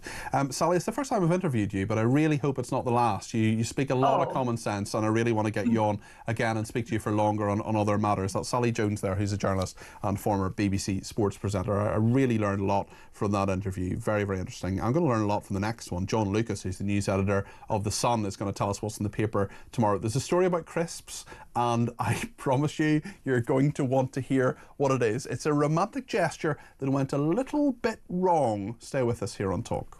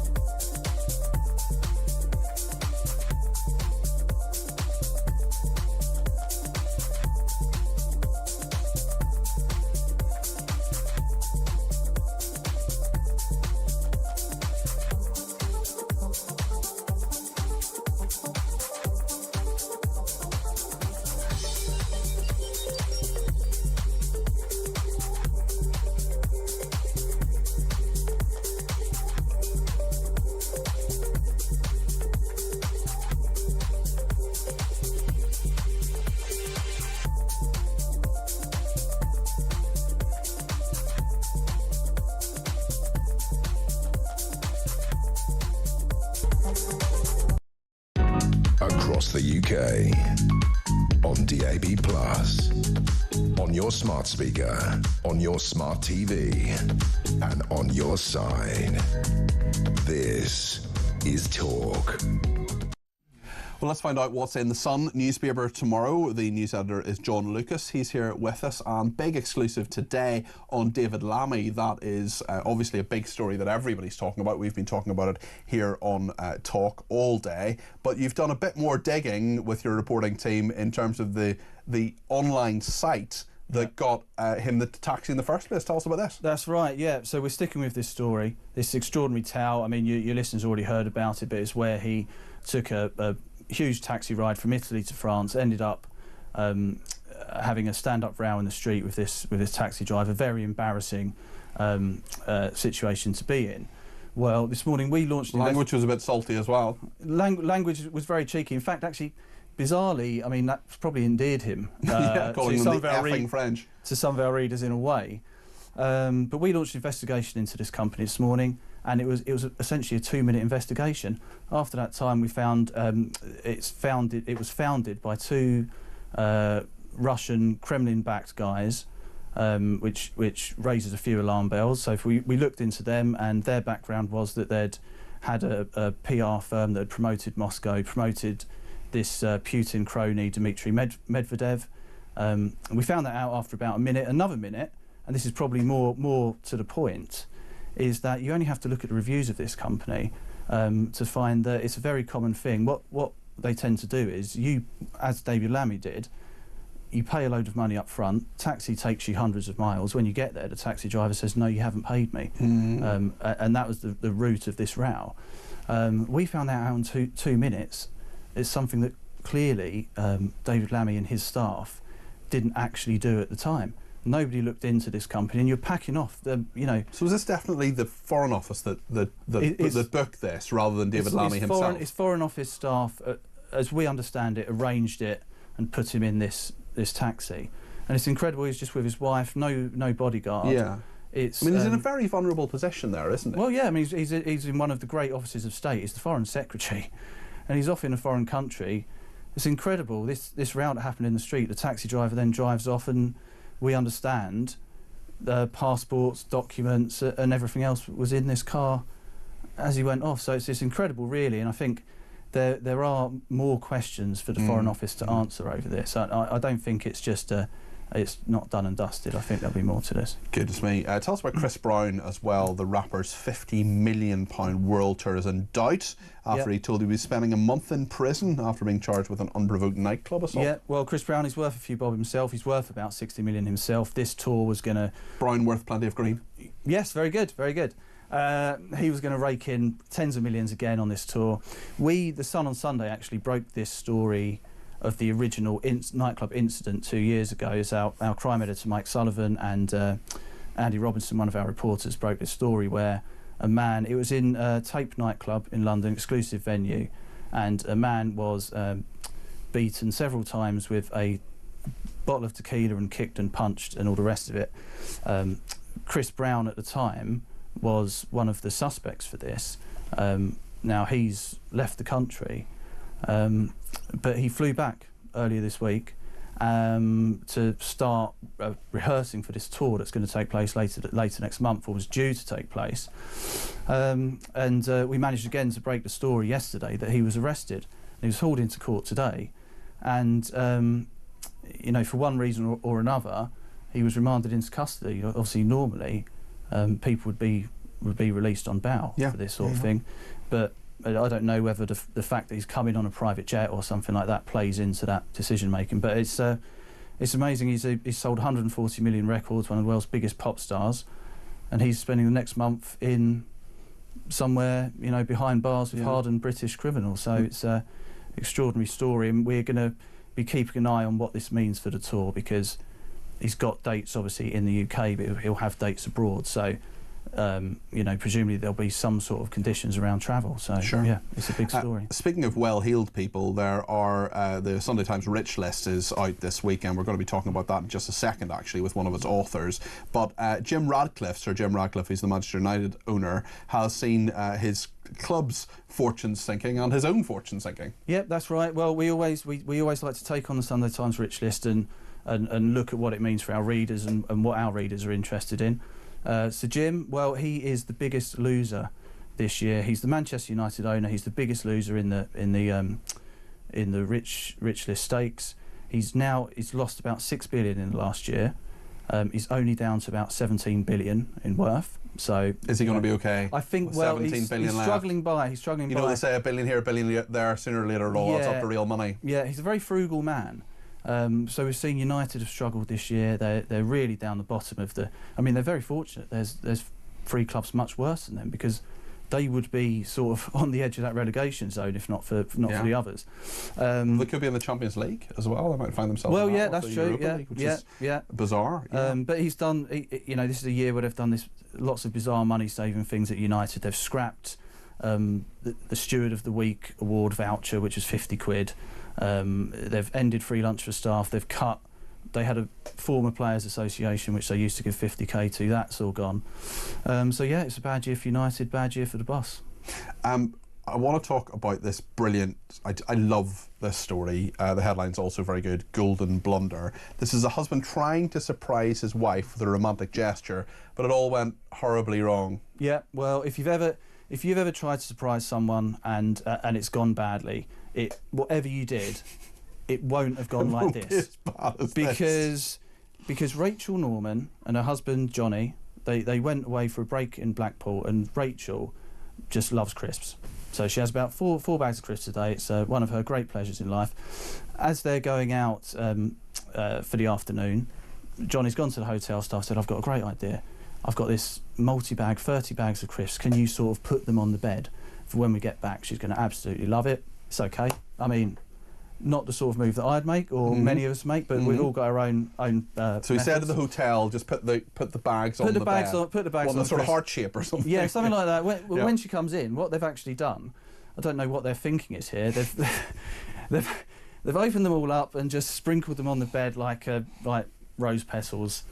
That's not great. No, it's not great. I mean, it wouldn't do it for me. But apparently she was still happy about it and ate some of the crisps.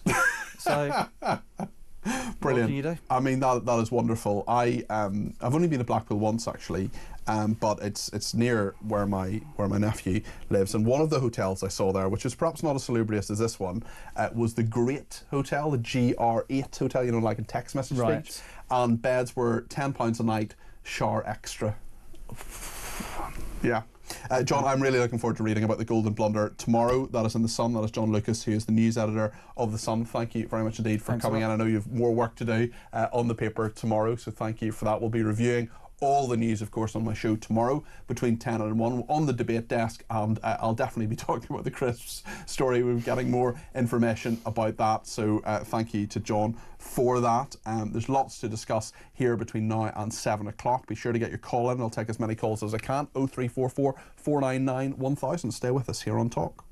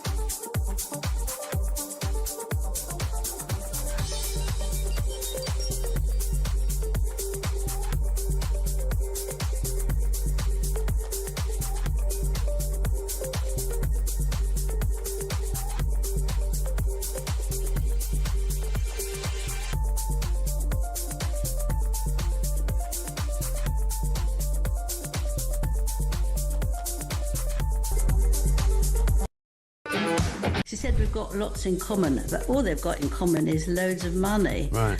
And I think that's not... And if they are a bit estranged from their families, perhaps they've got in common the fact that the wife of the family member is possibly to blame for it. Well, if it is, their relationship won't last long, will it? Because they'll be fighting for who's getting the meal layer. You know, I think it's so ridiculous. Yeah.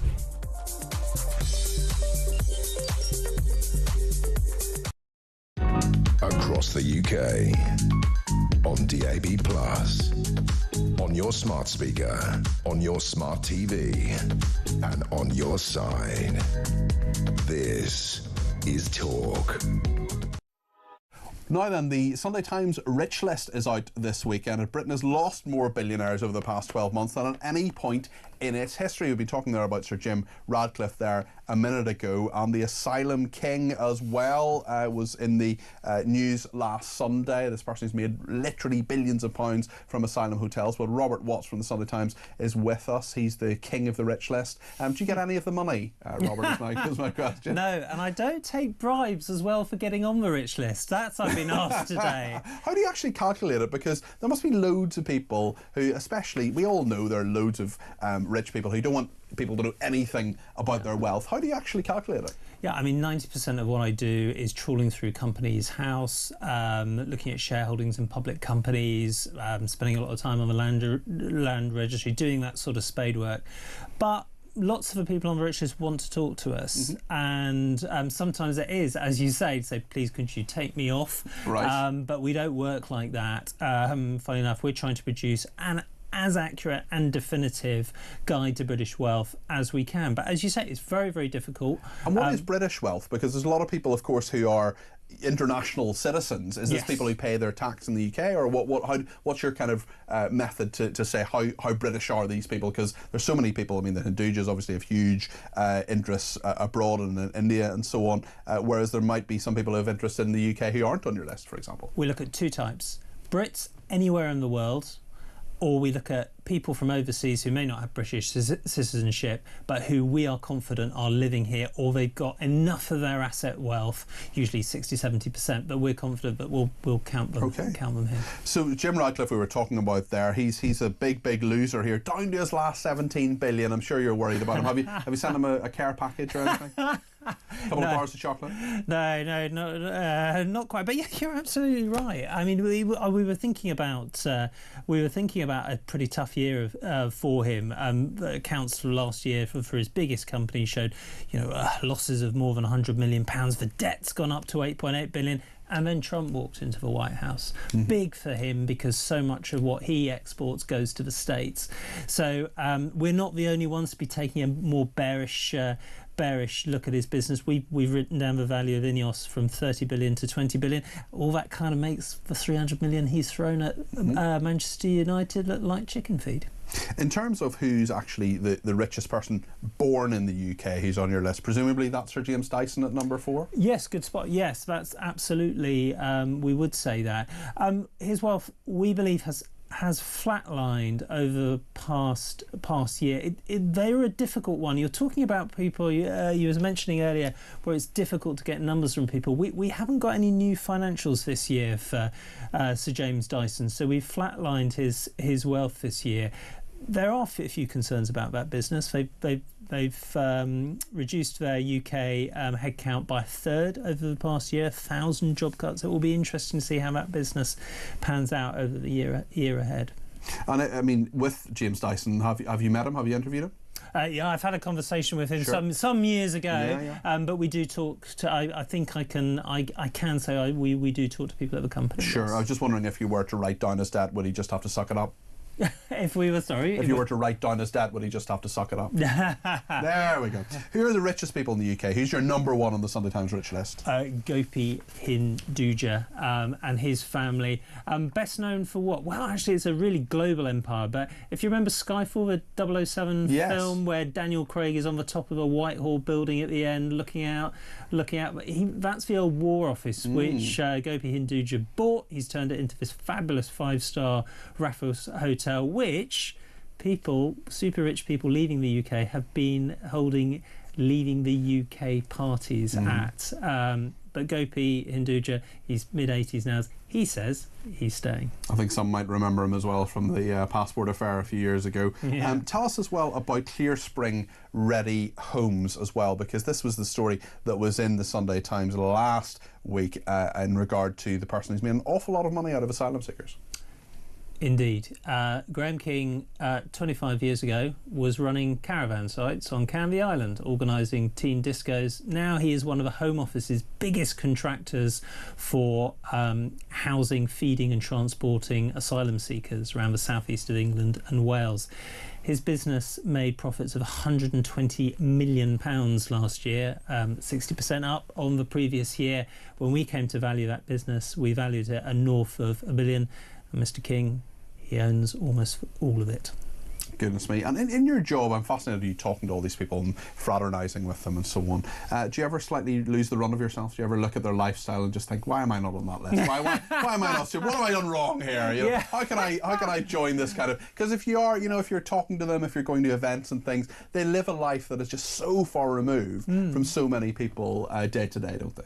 I think that's true. I think there certainly are some who fit that camp. I remember one saying to me recently, he said, well, the problem with UK politics really is that you're not getting the decent people in it. You've got to pay them a decent wage. I mean, I suppose you wouldn't get decent people becoming an MP for less than £500,000. I suppose maybe if you paid them that, it would be, or you get better people.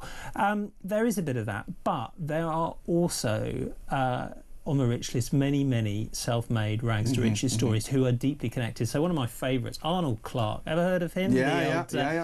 Still in his 80s, he was taking a packed lunch to work each day. And there are a lot like that. I remember going to Lord Paul's office in Marylebone, the Steel Baron. Lots of signs up at on the lights in the loo saying, "Be sure to turn the lights off when you go out." Maybe that's how you end up a billionaire. You just be very careful with your money. Perhaps. Well, the Queen, of course, was very well known for switching off the lights. Where are the royal family in all of this? Actually, where do they rank in the rich list? Quite lower down than you would think, because bear in mind that a lot of the royal assets aren't theirs. They belong to the country, don't they? Well, owned in the right of the crown is this sort of cumbersome phrase. So the crown estate, we don't include that wealth. Multi-billion, £12 billion worth of wealth. We don't attribute that to the king, but the king does have personal assets.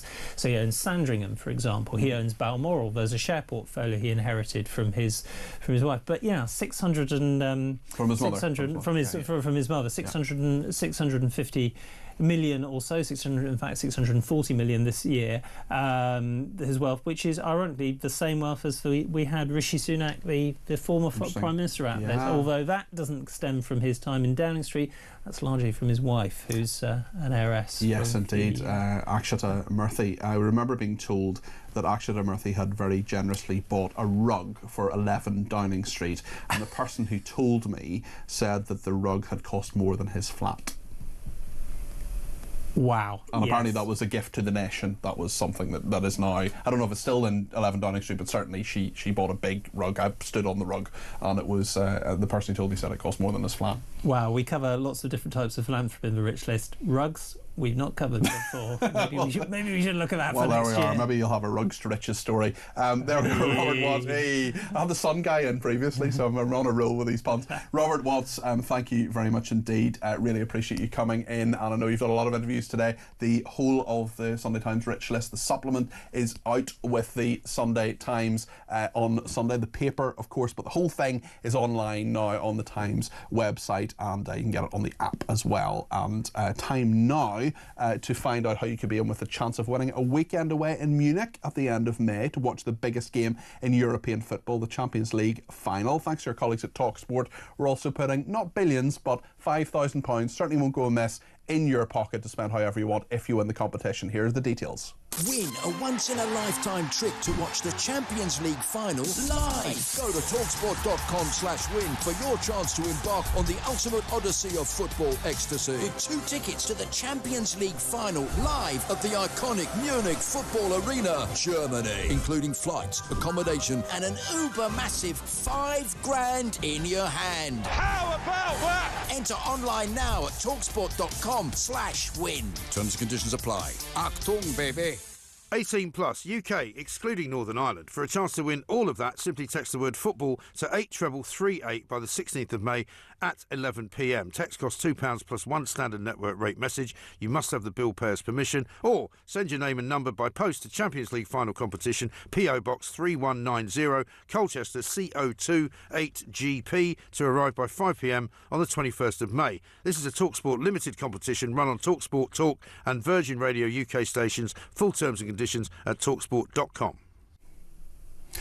Just when that competition was running there, of course, I've seen that a couple of times. I was talking to Robert Watts, and the first thing I said was, you've got to buy The Sun tomorrow. You've got to see The Sun because of this crisp story. I absolutely love this story. We'll absolutely be talking about it on my show tomorrow, which is between 10 and 1. And this is a husband who tried to surprise his wife with a romantic gesture, only to discover their hotel bed was covered not in crisp packets, but in crisps. After a miscommunication with staff, they opened the packets and emptied them all over the bed. I'm sure you get some pretty weird things that happen when you're asked to be a hotel concierge. And Peter says that crisp story is just pure gold, and no wonder his wife loved it. I wonder if the wedding ring was a hula hoop. That's my question. On a more serious note, of course, we're talking about assisted dying. We're talking to some people about that in just a second. We'll take some calls before Kevin O'Sullivan tells us what's coming up on his programme. And thanks to Debbie, who says on text that Lineker has done exactly the same as Lucy Connolly, so should be locked up for 31 months too.